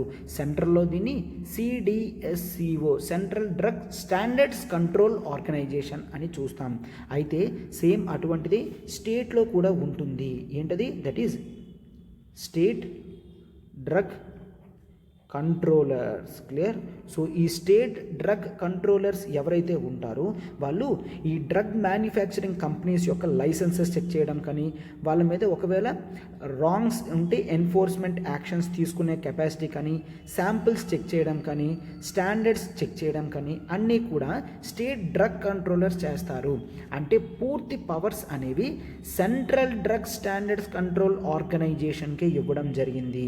అంటే ఫెడరల్ రోల్ అనేది లేదు, సెంట్రలైజేషన్ రోల్ అనేది ఉంది అని చూస్తామన్నమాట. క్లియర్? అయితే సిడిఎస్సిఓ రూల్స్ అండ్ రెగ్యులేషన్స్ని ఫ్రేమ్ చేస్తుంది. దాన్ని బట్టి స్టేట్ డ్రగ్ కంట్రోలర్స్ని కూడా చూడమంటుంది అన్నమాట. క్లియర్? సో అందుకనే జనరల్గా ఇక్కడ మళ్ళీ ఇంకా ఎగ్జాంపుల్ దీన్ని తీసుకొని ఏం చెప్తున్నారు, ఇప్పుడు ఓవరాల్గా వచ్చే కొత్త లెజిస్లేషన్లో టోటల్ సెంట్రల్ గవర్నమెంట్కి ఎంత ఇంపార్టెన్స్ ఇస్తున్నారో స్టేట్ గవర్నమెంట్కి కూడా అంతే ఇంపార్టెన్స్ ఇచ్చి ఇటువంటి స్టాండర్డ్ కంట్రోల్ ఆర్గనైజేషన్ని కూడా క్రియేట్ చేయాలి అని చెప్తున్నారనమాట. క్లియర్? సో అందుకనే మనం జనరల్గా చూస్తే హిమాచల్ ప్రదేశ్లో ఎక్కువ శాతం, ఓకే ఎగ్జాంపుల్ కింద చూడండి, ఎగ్జాంపుల్ హిమాచల్ ప్రదేశ్లో ఎక్కువ శాతం మ్యానుఫ్యాక్చరింగ్ కంపెనీస్ అన్నీ కూడా అక్కడే ఉన్నాయి. ఎందుకు అంటే అక్కడ ట్యాక్స్ హాలిడే ఉంది. ఓకే, అక్కడ ట్యాక్స్ హాలిడే ఉంది అంటే ట్యాక్సెస్ అనేవి ఆ మ్యానుఫ్యాక్చరింగ్ కంపెనీస్ వాళ్ళు ఎక్కువ కట్టక్కర్లేదు. ఎందుకు? హిమాచల్ ప్రదేశ్ అనేది ఒక హిల్లీ స్టేట్ గ్రోత్ గురించి గవర్నమెంట్ ఈ విధమైన బెనిఫిట్ అనేది ఇచ్చింది. సో ఎప్పుడూ కూడా నువ్వు ట్యాక్స్ హాలిడే అంటే ట్యాక్స్ కట్టాల్సిన అవసరం లేదు అంటే ఇన్వెస్ట్మెంట్స్ వస్తాయి. బట్ ఆ ఇన్వెస్ట్మెంట్స్ని జాగ్రత్తగా కంట్రోల్ చేయాలి, లేదు అంటే అక్కడ రాంగ్స్ అనేవి జరుగుతాయి. క్లియర్? అయితే ఈ స్టేట్లో ట్యాక్స్ హాలిడేస్ కాబట్టి ఎక్కువ మంది వస్తున్నారు. అదే టైంలో ఎన్ఫోర్స్మెంట్ మెకానిజం చాలా పూర్గా ఉంది. క్లియర్? ఎన్ఫోర్స్మెంట్ మెకానిజం అంటే స్టేట్ డ్రగ్ కంట్రోలర్స్ వాళ్ళు వెళ్ళి ఎటువంటి ఇబ్బంది కూడా పెట్టట్లేదు, అసలు కనీసం చెక్ చేయట్లేదు అని చూస్తామన్నమాట. క్లియర్? దాంతో కంపేర్ చేస్తే తమిళనాడు కానీ కర్ణాటక, గుజరాత్లో చాలా ఎక్కువ శాతం ఎన్ఫోర్స్మెంట్ మెకానిజం ఉండడం వలన మ్యానుఫ్యాక్చరింగ్ యూనిట్స్ అన్నీ కూడా హిమాచల్ ప్రదేశ్లో ఉంటున్నాయి. అయితే ఇప్పుడు స్టేట్స్కి ఎట్లా ఉంటుంది?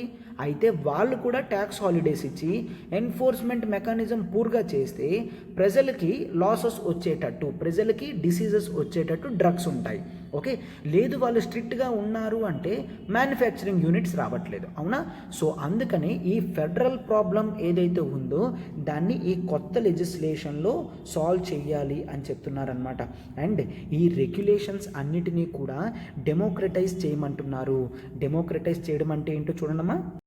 అంటే కొత్త ఫెసిలిటీస్ ఇచ్చినప్పుడు, క్లియర్, గవర్నమెంట్ ఒక మ్యానుఫ్యాక్చరింగ్ యూనిట్కి కొత్త ఫెసిలిటీస్ ఇచ్చినా ఆర్ జనరల్గా ఒక సైంటిఫిక్ బేసిస్ మీద ఏదైనా డేటా కలెక్ట్ చేసినా ఆర్ ఇన్స్పెక్షన్స్ కానీ అండ్ రిపోర్ట్స్ కానీ ఏవి రిలీజ్ అయినా కూడా పబ్లిక్లో పెట్టాలి అని చెప్తున్నారనమాట. సో ఎప్పుడైతే పబ్లిక్లో పెడతారో అది డెమోక్రటైజ్ అవుతుంది. క్లియర్? ఏదైనా ఇన్ఫర్మేషన్ పబ్లిక్లో పెడితే దాన్ని డెమోక్రటైజ్ అని అంటాం. అప్పుడు అది డెమోక్రటైజ్ అవుతుంది. డెమోక్రటైజ్ అవ్వడంతో ప్రజలు చూసుకుంటారు. ఒకవేళ గవర్నమెంట్ కనిపెట్టని మిస్టేక్స్ ఏవైనా ఎవరైనా కొన్ని బాడీస్ కనిపెట్టాయంటే అప్పుడు గవర్నమెంట్కి కూడా హెల్ప్ అవుతుంది కదా. సో ఇవన్నీ కూడా ఆర్టీఐ పరిధిలోకి తీసుకొని రావాలంటున్నారనమాట. ఈ రెగ్యులేషన్ ఇవ్వడం కానీ, ఈ డేటా కానీ, ఇన్స్పెక్షన్స్ కానీ, రిపోర్ట్స్ కానీ అన్నీ కూడా డిస్క్లోజ్ చేయాలి, అంటే ప్రజల ముందు పబ్లిక్లో పెట్టాలి అని చెప్తున్నారనమాట. సో ఈ మోడర్న్ రెగ్యులేషన్స్ ఇవన్నీ కూడాను మీరు ఐఏఎస్ ఆఫీసర్స్ చేతుల్లోని బ్యూరోక్రాట్స్లోకి పెట్టకండి. క్లియర్? సో రెగ్యులేషన్స్ అనేవి పర్ఫెక్ట్గా రావాలి అంటే డొమైన్ ఎక్స్పర్ట్స్ని రిక్రూట్ చేసుకోండి. ఎవరైతే ఆ ఫీల్డ్లో ఎక్స్పర్ట్స్గా ఉంటారో వాళ్ళ చేత అడ్మినిస్ట్రేషన్ అనేది చేయించండి. కానీ నార్మల్ బ్యూరోక్రాట్స్కి, టెక్నోక్రాట్స్కి అంత క్లియర్గా దీన్ని తెలియదు కదా అని చెప్తున్నారనమాట. ఎందుకు? అండ్ ఫస్ట్ ఆఫ్ ఆల్ అదొకటి. అండ్ మెయిన్ ఈ బ్యూరోక్రాట్స్ వాళ్ళు ఎవరికి కూడా వీళ్ళు ప్రజలకి ఆన్సరబుల్ కాదు. ఎందుకంటే these are unelected people. Clear? So unelected పీపుల్ని ఎప్పుడైనా హెడ్గా చేస్తే వాళ్ళకి ఎటువంటి అకౌంటబిలిటీ కూడా ప్రజలకి చూపించాల్సిన అవసరం ఉండదు. సో అందుకనే ఈ పవర్స్ అన్నీ కూడా ఎవరికి ఇవ్వాలి? వీలైతే ఒక ఎలక్టెడ్ బాడీస్కి ఇస్తే వాళ్ళు ప్రజలకి అకౌంటబుల్గా ఉంటారు కాబట్టి వాళ్ళు జాగ్రత్తగా చూస్తారు అని చెప్తున్నారనమాట. క్లియర్? సో అందుకనే ఓవరాల్గా దీని స్ట్రక్చరైజేషన్ కానీ రెగ్యులైజేషన్ కానీ టోటల్ మార్చి అవసరానికి తగ్గట్టుగా చెయ్యాలి అని చెప్తున్నారనమాట. Clear? Yes, India 75th year of independence చేస్తుంది. So this is the high time ministry of health and family welfare వాళ్ళు ముందుకొచ్చి లెజిస్లేషన్స్ అనేవి చాలా రీజనల్గా ఒకసారి లెజిస్లేషన్స్ చేస్తే నెక్స్ట్ 50 years 100 years వరకు ఎటువంటి ఇబ్బంది లేకన్నా టోటల్గా మనకు వచ్చే ప్రాబ్లమ్స్ అన్నింటినీ కూడా సాల్వ్ చేస్తూ వీటిని పెట్టుకోవాలి అని మనం చూస్తామన్నమాట. Fine.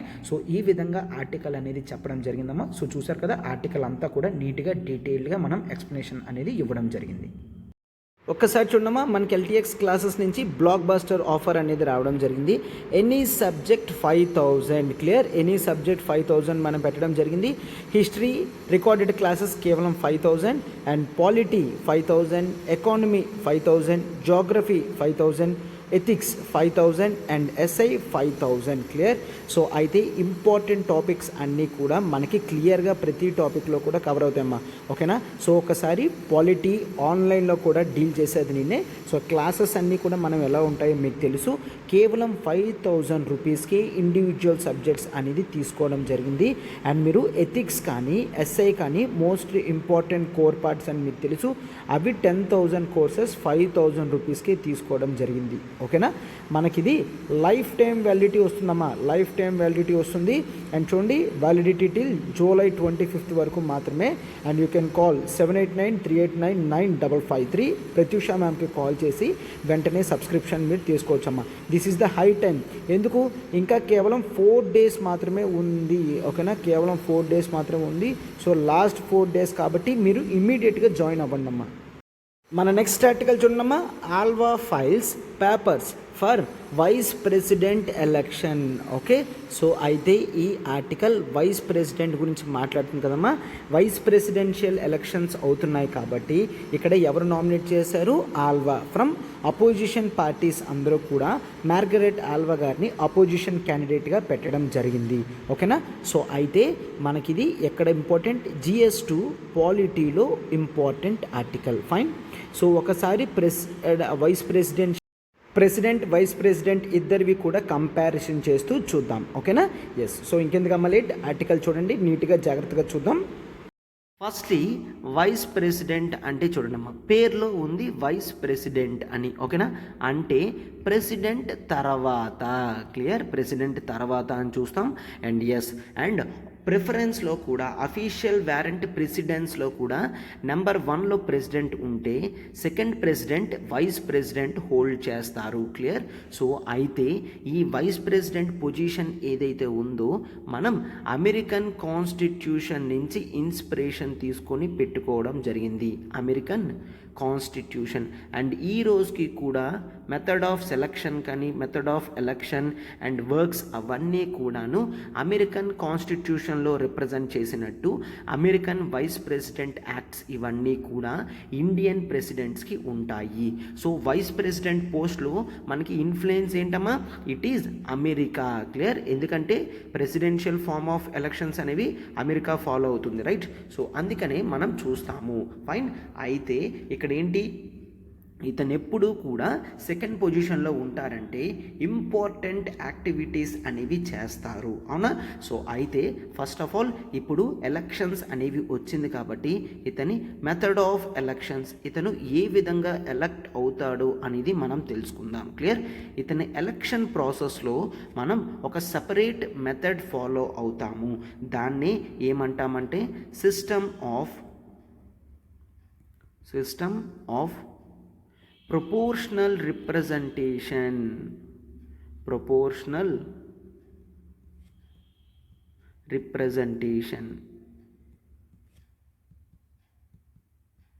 Clear. Proportional representation through ఒకసారి చూడండి, by means of single transferable vote అని అంటాము. By means of the single transferable vote system. ప్రతిదీ మనం డిస్కస్ చేస్తాము, జాగ్రత్తగా అబ్జర్వ్ చేయండి అమ్మా. Clear. Transferable system. Clear. Single transferable vote system. Clear. System of proportional representation by means of single transferable vote అని చూస్తాము. అండ్ ఈ ఓటింగ్ అనేది కూడా ఎట్లా జరుగుతుంది?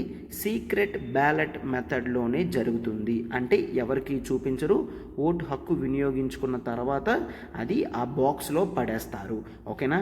అయితే first of all sir, proportional representation అంటే ఏంటి? ప్రొపోర్షనల్ రిప్రజెంటేషన్ అంటే ప్రతి కమ్యూనిటీ నుంచి కూడా రిప్రజెంటేషన్ ఉంటే దాన్ని ప్రొపోర్షనల్ రిప్రజెంటేషన్ అంటే ఒక గ్రూప్ ఆఫ్ పీపుల్కి వాళ్ళ నెంబర్ బట్టి రిప్రజెంటేషన్ దొరుకుతుంది అంటే దాన్ని ప్రొపోర్షనల్ రిప్రజెంటేషన్ అని అంటాము. ఫర్ ఎగ్జాంపుల్ ఇప్పుడు చూడండి, లెట్స్ టేక్ ఏ అనే గ్రూప్ ఉంది, బి అనే గ్రూప్ ఉంది, సి అనే గ్రూప్ ఉంది.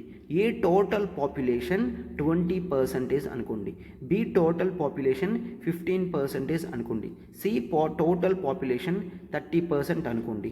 అయితే ఇప్పుడు రిప్రజెంటేషన్లో కూడా సి నుంచి టోటల్ ఒకసారి చూడండి, అవుట్ ఆఫ్ మనం జనరల్గా ఈ నెంబరే తీసుకుందాం ఈజీ క్యాలిక్యులేషన్ గురించి, 65% ఉంది కదా.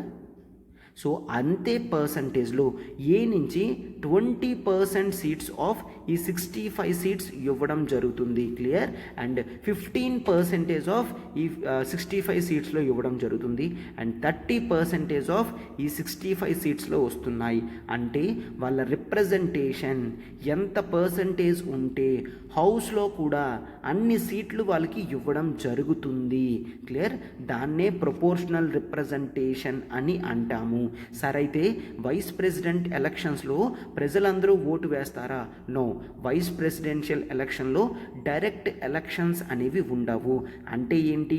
ప్రజలు డైరెక్ట్గా వెళ్ళి వైస్ ప్రెసిడెంట్ని ఎన్నుకోరు. అమెరికాలో మాత్రం వైస్ ప్రెసిడెంట్ని ప్రజలే ఎన్నుకుంటారు. బట్ ఇక్కడ మనం ఏం చూస్తాం? ఇండైరెక్ట్ ఎలక్షన్స్ అనేది చూస్తాము. ఏం చూస్తామమ్మా? Indirect elections. Sir indirect elections అంటే ఏంటి? ఇప్పుడు చూడండి, ఈ ఎలక్షన్ ప్రాసెస్లో మనం ఒక సెపరేట్ మెథడ్ అనేది యూజ్ చేస్తాం. అది చూద్దాము, క్లియర్గా చూడండి అమ్మా. వైస్ ప్రెసిడెన్షియల్ ఎలక్షన్స్కి మనం సెపరేట్ బాడీ అనేది క్రియేట్ చేస్తాం. దాన్ని ఎలక్టోరల్ కాలేజ్ అని అంటాము. క్లియర్? ఎలక్టోరల్ కాలేజ్ అని అంటాం. అంటే ఏంటి? ఒక స్పెషల్ బాడీ అనేది కన్స్టిట్యూట్ అవుతుంది. ఆ స్పెషల్ బాడీలో ఎవరుంటారు సార్? ఆ స్పెషల్ బాడీలో all the members of parliament. Clear? Lok Sabha, Rajya Sabha 2 houses నుంచి కూడా ప్రతి ఒక్కరూ కూడా వైస్ ప్రెసిడెన్షియల్ ఎలక్షన్లో పార్టిసిపేట్ చేస్తారు. క్లియర్? ఎస్. అయితే ఇక్కడ మీరు అబ్జర్వ్ చేస్తే both elected and nominated members of both the houses వస్తారు. సార్ మనకి మరి ప్రెసిడెన్షియల్ ఎలక్షన్స్లో ఎవరు వస్తారు? అక్కడ కూడా ఎలక్టోరల్ కాలేజ్ అనేది ఉంటుంది కదా. అంటే ఒకసారి చూడండి, ప్రెసిడెన్షియల్ ఎలక్షన్స్లో కేవలం ఎవరెవరు వస్తారు? Elected members of both the Lok Sabha, Rajya Sabha వస్తారు and elected members of MLAs వస్తారు. బట్ వైస్ ప్రెసిడెన్షియల్ ఎలక్షన్స్లో స్టేట్స్ నుంచి ఎమ్మెల్యేస్ పార్టిసిపేట్ చేయరు. కేవలం మెంబర్స్ ఆఫ్ పార్లమెంట్ మాత్రమే పార్టిసిపేట్ చేస్తారు. అర్థమవుతుందా? This is the difference between vice president and president of Indian elections. ఎందుకంటే ఇప్పుడు ప్రెసిడెంట్ ఎలక్షన్స్ జరుగుతున్నాయి, దాని గురించి మనం డిస్కస్ చేసుకున్నాం. అండ్ వైస్ ప్రెసిడెన్షియల్ ఎలక్షన్ జరుగుతుంది కాబట్టి దీని గురించి కూడా డిస్కస్ చేస్తూ ఆ రెండిటి మధ్య డిఫరెన్సెస్ అనేవి చూసుకున్నాము అంటే మనకి ఇంకా క్లారిటీగా ఉంటుంది అన్నమాట. క్లియర్? అయితే ఎందుకు ఆ డిఫరెన్స్ అని కాన్స్టిట్యూయెంట్ అసెంబ్లీలో అడిగితే అంబేద్కర్ గారు ఈ విధంగా చెప్తున్నారు. ఏంటి? ప్రెసిడెంట్ అనేవాడు ఇండియా మొత్తం రిప్రజెంట్ చేస్తున్నాడు.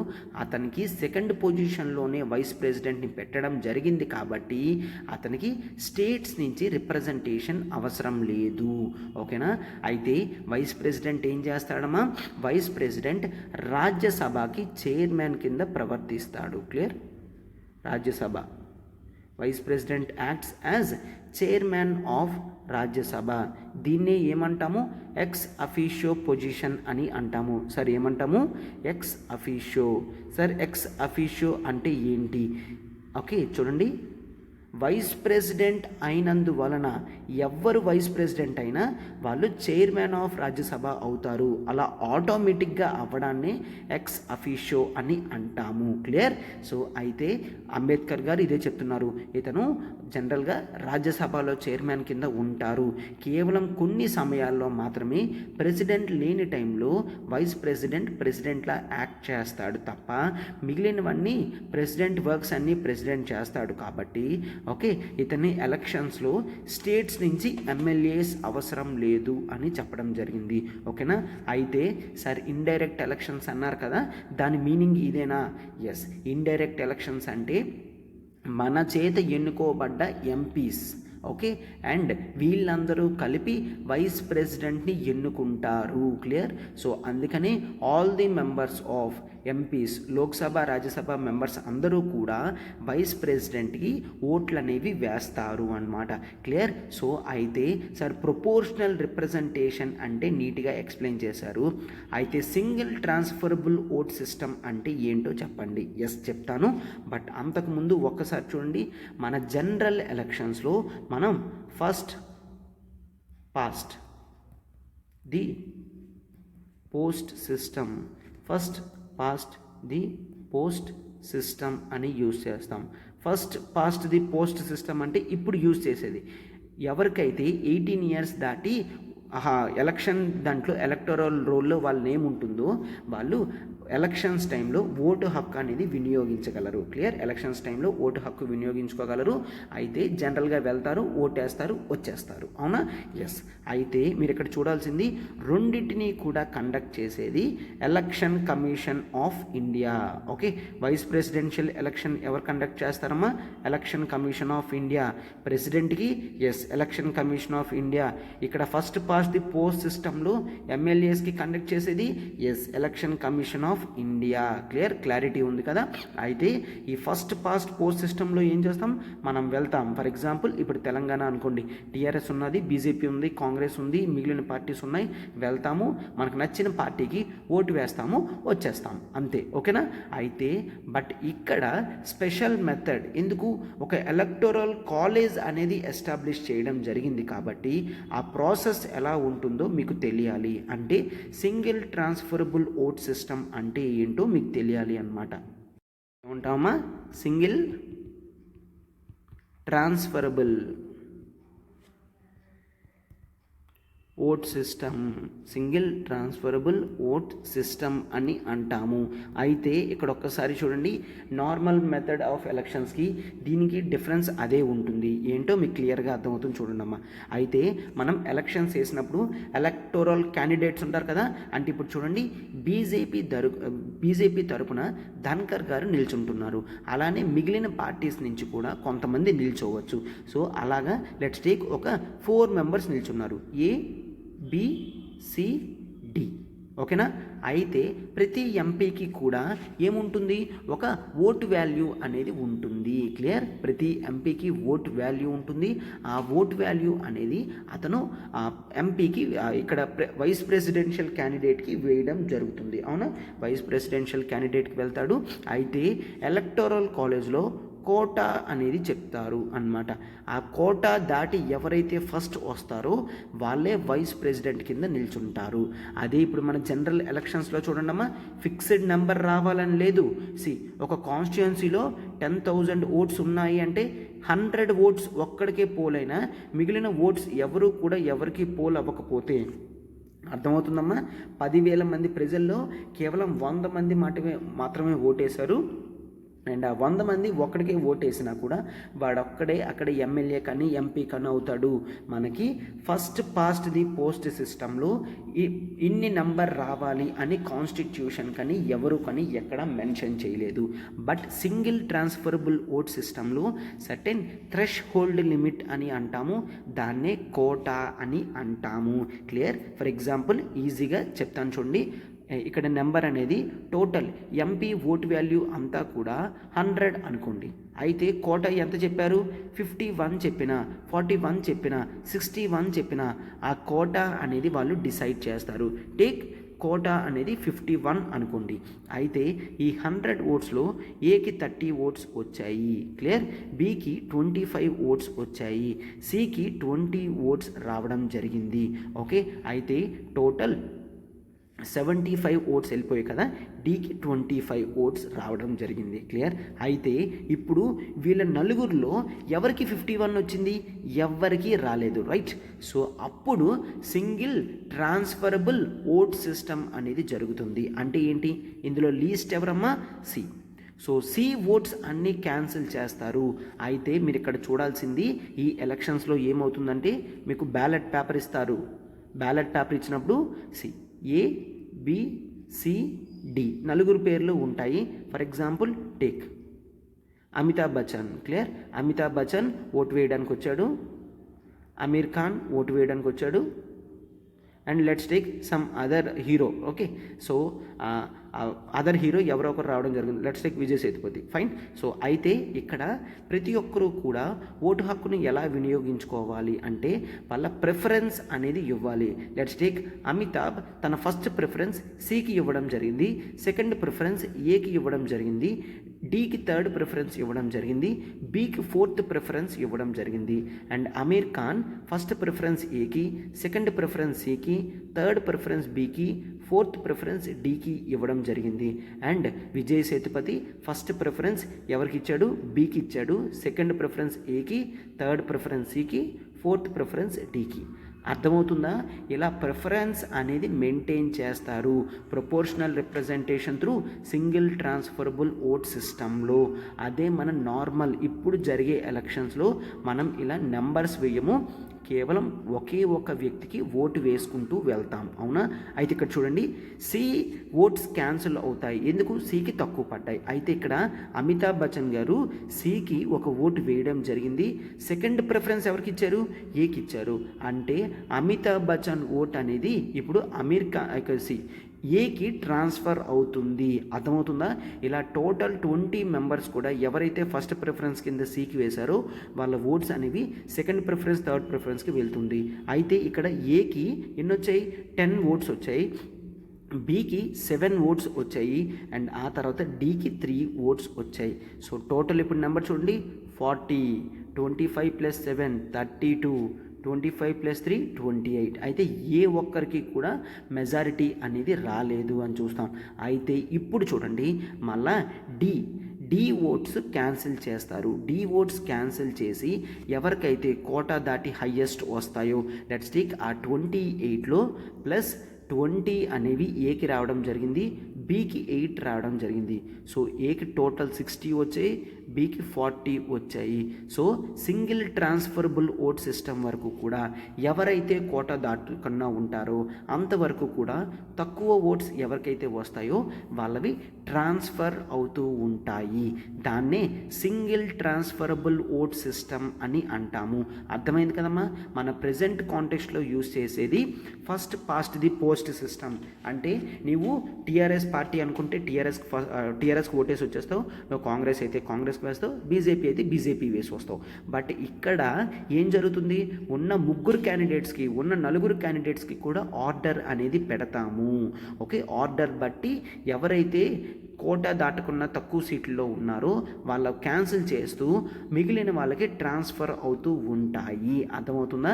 ఈ విధంగా జరుగుతూ కోటాని ఫస్ట్ ఎవరైతే టచ్ చేస్తారో వాళ్ళకి ఆ పొజిషన్ అనేది ఇవ్వడం జరుగుతుంది. ఓకేనా? సో ఈ విధంగా టోటల్ వైస్ ప్రెసిడెన్షియల్ ఎలక్షన్ అనేది ఇట్లాగా proportional representation through single transferable vote సిస్టమ్తో నీట్గా జరుగుతుంది అన్నమాట. ఐ థింక్ మీకు టోటల్గా దీని మీద క్లారిటీ వచ్చింది అని నేను అనుకుంటున్నాను అన్నమాట.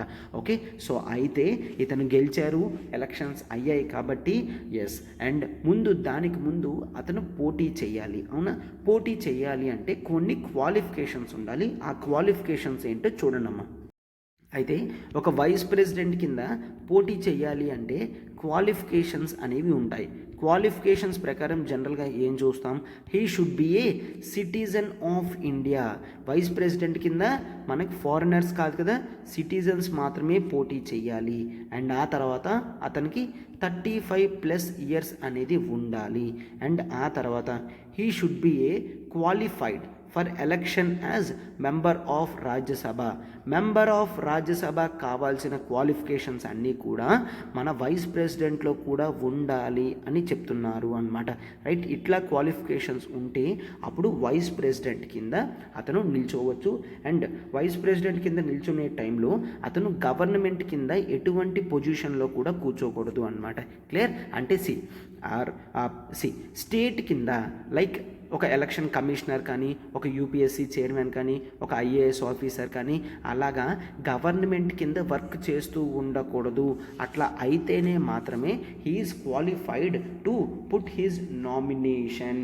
ఓకే, అయితే నామినేషన్ వేసినప్పుడు జనరల్గా ఆఫీస్ ఆఫ్ వైస్ ప్రెసిడెంట్లో మెన్షన్ అనేది ఉంటుంది. ఏం మెన్షన్ చేస్తున్నారు? అతని క్యాండిడేచర్ అనేది అట్లీస్ట్ 20 ఎలక్టర్స్, అంటే ఇప్పుడు ఎలక్టరల్ కాలేజ్ ఉంది కదమ్మా, అందులో ఒక 20 మెంబర్స్ ప్రపోజర్స్గా రావాలి. Proposers, clear? అండ్ మరొక 20 మెంబర్స్ సెకండర్స్ కింద రావాలి. ప్రపోజర్స్ అంటే ఎస్, ఇతన్ని నిజంగానే మేము నిల్చోబెడుతున్నాము అని 20 మంది ఎలక్టోరల్ కాలేజ్లో ఉన్న ఎంపీ వాళ్ళు రావాలి. అండ్ ఎస్, మేము దాన్ని బలపరుస్తున్నాము అని మరొక 20 మంది రావాలి. ఓకేనా? అదే ప్రెసిడెంట్లో అయితే 50 ప్రపోజర్స్ అండ్ 50 సెకండర్స్ చూస్తాం. బట్ వైస్ ప్రెసిడెంట్ కాబట్టి 20 ప్రపోజర్స్ అండ్ 20 సెకండర్స్ అనేది చూస్తాము. క్లియర్? అండ్ ఆ తర్వాత ప్రతి క్యాండిడేట్ కూడా ఆర్బీఐ దగ్గర రూపీస్ 15,000 రూపీస్ సెక్యూరిటీ డిపాజిట్ చేయాలి. సెక్యూరిటీ డిపాజిట్ చేసిన తర్వాత ఒకవేళ కనీసం వైస్ ప్రెసిడెంట్ కింద నిల్చున్న వాళ్ళకి డిపాజిట్ కూడా రాకపోతే ఈ 15,000 రూపీస్ పోతుంది, ఆర్బీఐకి ఉండిపోతుంది అనమాట. సో ఇది దేనికి పెట్టారు సార్ అంటే కేవలం సీరియస్ క్యాండిడేట్స్ మాత్రమే ఎంటర్ అవ్వడానికి పెట్టడం జరిగింది. క్లియర్? సో ఈ విధంగా రూల్స్ పెట్టారు. బట్ కనీసం నామినేషన్ వేయాలి అన్న 20 ప్రపోజర్స్ 20 సెకండర్స్ ఉండాలి కాబట్టి జనరల్గా ఎవరు పడితే వాళ్ళు రావడానికి అవ్వదు, అవునా? సో ఈ విధంగా మనం చూస్తాము అన్నమాట. క్లియర్? అయితే ఇక్కడ మనం ఏం చూస్తాం, అతని టర్మ్ ఆఫ్ ఆఫీస్ కానీ అతని రోల్ కానీ అదంతా కూడా చూద్దాము. జాగ్రత్తగా చూడండి అమ్మా. బట్ ఫస్ట్ ఆఫ్ ఆల్ ఒక్కసారి మన వైస్ ప్రెసిడెంట్ కింద ఫస్ట్ వైస్ ప్రెసిడెంట్ ఎవరమ్మా? Yes, that is right. ఎవరు? డాక్టర్ ఎస్ రాధాకృష్ణన్ గారు. ఓకేనా? రాధాకృష్ణన్ గారు ఫస్ట్ టైం ఇండియాలో వైస్ ప్రెసిడెంట్ కింద అవ్వడం జరిగింది. అండ్ వరుసగా 2 times అపోజిషన్ లేకుండా జరిగింది అన్నమాట. క్లియర్? ఎస్, అపోజిషన్ లేకుండా క్లియర్ కట్గా అతను గెలవడం జరిగింది అన్నమాట. Fine. Yes. Okay, term of office చూడండి. వైస్ ప్రెసిడెంట్ కింద గెలిచిన వ్యక్తి 5 years వైస్ ప్రెసిడెంట్గా ఉంటారు. అండ్ ఆ తర్వాత సరే ఎన్నిసార్లు కావాలంటే అన్నిసార్లు మళ్ళీ రీఎలక్షన్ పెడుతున్నారా? ఎస్, మళ్ళీ ఎన్నిసార్లు కావాలనుకున్నా ఈ వ్యక్తి రీఎలక్షన్ అవ్వగలడు. క్లియర్? నో. బట్ అమెరికాలో చూస్తే మనకి టైం పీరియడ్ కేవలం 2 times మాత్రమే ఉంటుంది. బట్ ఇక్కడ ఎన్నిసార్లు అయినా కూడా రీఎలక్షన్ అవ్వగలరు, ఎన్నిసార్లు అయినా కూడా వైస్ ప్రెసిడెంట్ కింద అవ్వగలరు అన్నమాట. క్లియర్? 5 years ఉంటుంది. ఈ 5 years టైంలో అతను రాజ్యసభకి చైర్మన్ కింద ప్రవర్తిస్తారు. Rajya Sabha chairman. Clear? Rajya Sabha chairman కింద ప్రవర్తిస్తారు. అండ్ ఆ తర్వాత మనం ఏం చూస్తాం, ఇతను 5 years కన్నా ముందే కావాలి అనుకున్నా అతని రెసిగ్నేషన్ని ప్రెసిడెంట్ గారికి ఇచ్చి అతను బయటికి వెళ్ళిపోవచ్చు. కావాలి అనుకుంటే రెసిగ్నేషన్ అనేది ఎవరికి ఇవ్వాలి? ప్రెసిడెంట్కి ఇవ్వాలి. క్లియర్?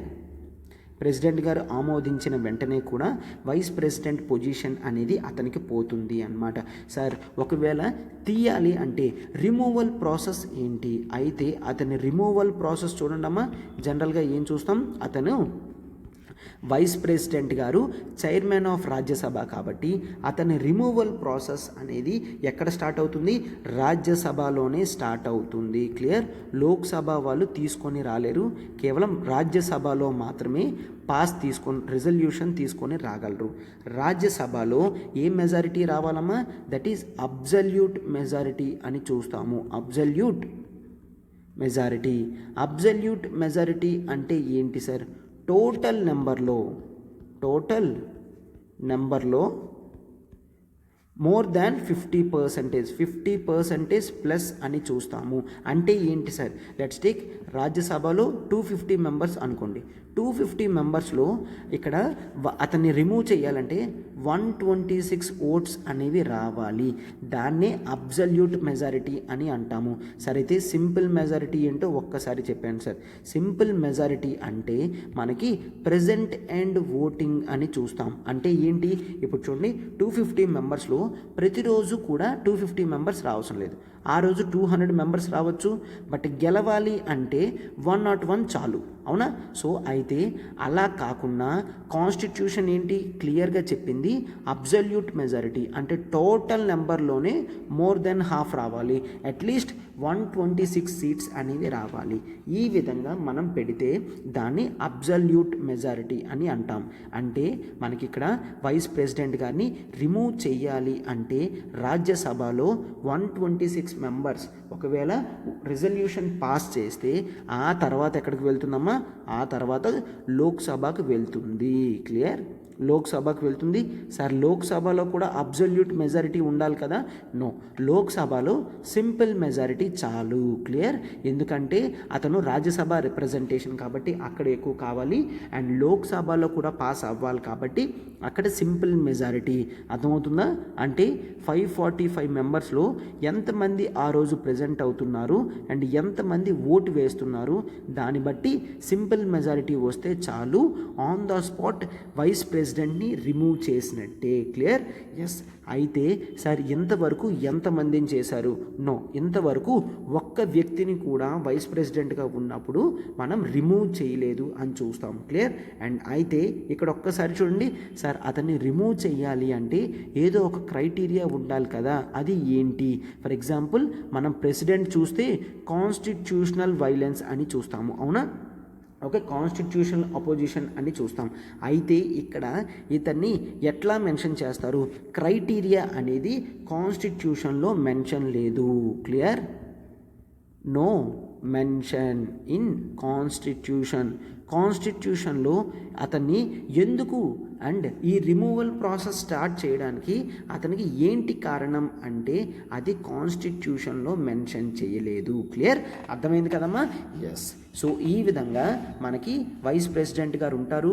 ప్రెసిడెంట్కి ఎప్పుడైనా ఏదైనా అయితే ఎక్సెప్ట్ వేకెన్సీ, క్లియర్, అటువంటి టైంలో వైస్ ప్రెసిడెంట్ కింద అవుతారు. ఇలా అయ్యే ప్రాసెస్లో ఇండియన్ వైస్ ప్రెసిడెంట్కి అమెరికన్ వైస్ ప్రెసిడెంట్కి డిఫరెన్స్ ఉంది.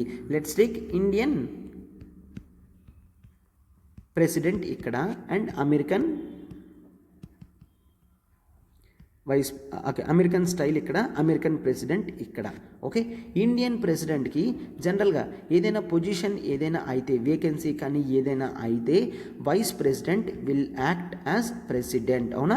Vice president will act as president. But ఇక్కడ అమెరికన్ ప్రెసిడెంట్ వేకెన్సీ ఏమైనా అయితే వైస్ ప్రెసిడెంట్ అవుతారు. బట్ ఎన్ని రోజులు? Remaining term. అమెరికన్ ప్రెసిడెంట్ ఎన్నమ్మా? 4 years కదా. సో అయితే 2 years తర్వాత అమెరికన్ ప్రెసిడెంట్కి ఏదైనా అయితే అమెరికన్ వైస్ ప్రెసిడెంట్ కింద అవుతారు.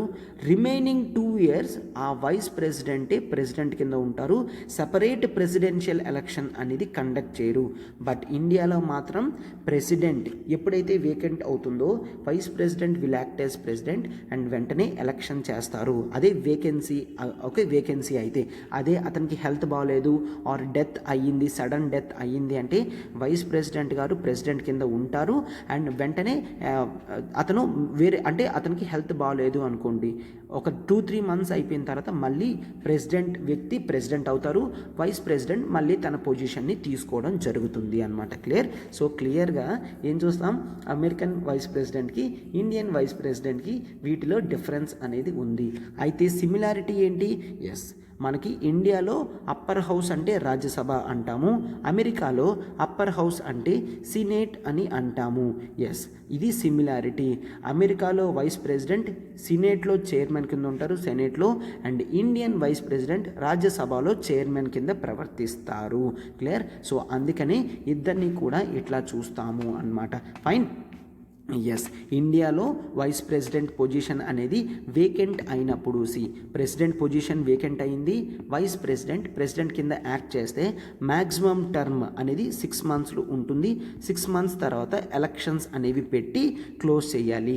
బట్ అమెరికాలో మాత్రం వేకెంట్ అయినా, డెత్ అయినా, ఏమైనా కూడా మిగిలిన టర్మ్ అంతా కూడా వైస్ ప్రెసిడెంటే ఉంటారు. అది ఇండియన్ వైస్ ప్రెసిడెంట్కి అమెరికన్ వైస్ ప్రెసిడెంట్కి ఉన్న డిఫరెన్స్ అన్నమాట.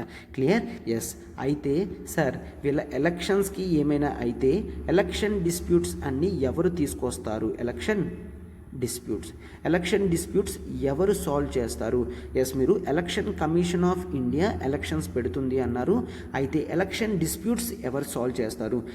Every dispute regarding with election of vice president అనేది ఎక్కడ డిసైడ్ చేయడం జరుగుతుంది? That is by supreme court decision తీసుకుంటుంది. And supreme court decision is final and binding అని చూస్తాం. సుప్రీం కోర్ట్ ఏం చెప్తే అదే ఇంకా ఫైనల్ అన్నమాట. క్లియర్? సో ఈ విధంగా మనం జనరల్గా చూస్తాము. క్లియర్? ఎస్. అయితే ఇప్పుడు ఇతను చూడండి, vice president salary. Sir vice ప్రెసిడెంట్కి శాలరీ అనేది ఉండదు, అతను రాజ్యసభ చైర్మన్ కింద చేస్తున్నారు కాబట్టి అతనికి శాలరీ అనేది ఇవ్వడం జరుగుతుంది. అర్థమవుతుందా? ప్రెసిడెంట్కి ప్రెసిడెంట్ శాలరీ ఉంటుంది, బట్ వైస్ ప్రెసిడెంట్కి మాత్రం వైస్ ప్రెసిడెంట్ శాలరీ అనేది ఉండదు. క్లియర్? కేవలం అతను రాజ్యసభ చైర్మన్ కాబట్టి రాజ్యసభ చైర్మన్కి ఇచ్చే శాలరీ అనేది అతనికి ఇవ్వడం జరుగుతుంది. సో చూశారు కదమ్మా, ఓవరాల్గా వైస్ ప్రెసిడెంట్ ఎలక్షన్ కానీ, రిమూవల్ మెథడ్ కానీ, క్వాలిఫికేషన్స్ కానీ ఇవన్నీ కూడా మనం నీట్గా డీటెయిల్డ్గా ప్రతిదీ కూడా బ్యాక్గ్రౌండ్ నుంచి చెక్ చేసుకుంటూ వచ్చాం. క్లియర్? సో దీని మీద ఏ క్వశ్చన్ వచ్చినా కూడా మీరు ప్రిలిమ్స్లో కానీ ఈవెన్ మెయిన్స్లో కానీ, even if they ask compare American vice president with Indian vice president అన్నా కూడా మీరు ఈ పాయింట్స్ అన్నీ నీట్గా మెన్షన్ చేస్తూ కంప్లీట్ చేయొచ్చు అనమాట. Clear? So total overall picture అనేది ఇక్కడ ఈ ఆర్టికల్లో ఇవ్వడం జరిగింది కదమ్మా. ఇప్పుడు మనం మన నెక్స్ట్ ఆర్టికల్కి వెళ్తున్నాం, చూడండి. అండ్ చూడమ్మా, ఏపీపీఎస్సి నుంచి నోటిఫికేషన్ వస్తుంది అన్న గ్యారంటీ ఉంది. అందుకే మనం గ్రూప్ 1 లైవ్ ప్లస్ రికార్డెడ్ కేవలం 35,000కి తీసుకొని రావడం జరిగింది. అండ్ గ్రూప్ 1 రికార్డెడ్ వచ్చేసరికి కేవలం 30,000 అండ్ గ్రూప్ 2 రికార్డెడ్కి వచ్చేసరికి కేవలం 12,000 రూపీస్ అనమ్మా. అదే తెలంగాణ ప్యాక్ లాగా ఏపీ ప్యాక్ కూడా మనం స్టార్ట్ చేయడం జరిగింది. చూడండి, ఏపీ రిలేటెడ్ కల్చర్ కానీ హిస్టరీ కానీ అన్నీ కూడా ఈ ఏపీ ప్యాక్లో కవర్ అవుతాయమ్మా. సో చూడండి, వ్యాలిడిటీ ఫీజెస్ అనేవి 31 జూలై వరకు మాత్రమే. తర్వాత ప్రతి కోర్స్ మీద కూడా 5,000 దాకా కోర్స్ అనేది పెరుగుతుంది అనమాట. ఇక్కడ నెంబర్ చూడమ్మా, 7893899553. ప్రత్యూష మ్యామ్కి కాల్ చేయండి, వెంటనే సబ్స్క్రిప్షన్ చేసుకోండమ్మా. మనకి ఇది లైఫ్ టైం వ్యాలిడిటీ ఉంటుంది. కోర్స్ ప్యాకేజ్ అనేది లైఫ్ టైం వ్యాలిడిటీ ఉంటుంది కాబట్టి మీరు ప్రిలిమ్స్ టైంలోనే కాదు, ఈవెన్ మెయిన్స్ టైంలో కూడా మన క్లాసెస్ని అవైల్ చేసుకోవచ్చు అనమాట. ఫైన్. అండ్ సేమ్ అలానే ఇక్కడ చూడండి, టీఎస్పీఎస్సీ ప్యాక్ కూడా తీసుకొని రావడం జరిగింది. Group 1 live plus recorded 35, only recorded 30,000 and group 2 recorded 12,000. And Telangana pack అనేది మనం 5,000 రూపీస్కి Telangana history, movement, culture, geography అన్నీ కవర్ అయ్యే తెలంగాణ ప్యాక్ కేవలం 5,000 రూపీస్ అనమాట. అండ్ చూడండి, ఫీజు అనేది 31 జూలై వరకు మాత్రమే, తర్వాత 5,000 రూపీస్ మేర పెరుగుతుంది. క్లియర్? మనకి ఇది లైఫ్ టైం వ్యాలిడిటీ వస్తుంది కాబట్టి మీరు హ్యాపీగా క్లాసెస్ అనేవి కంటిన్యూ చేయొచ్చు. అండ్ ఇక్కడ నెంబర్ చూడండి, 7893899553. ప్రత్యూష మ్యామ్కి కాల్ చేసి సబ్స్క్రిప్షన్ అనేది వెంటనే చేసుకోండమ్మా.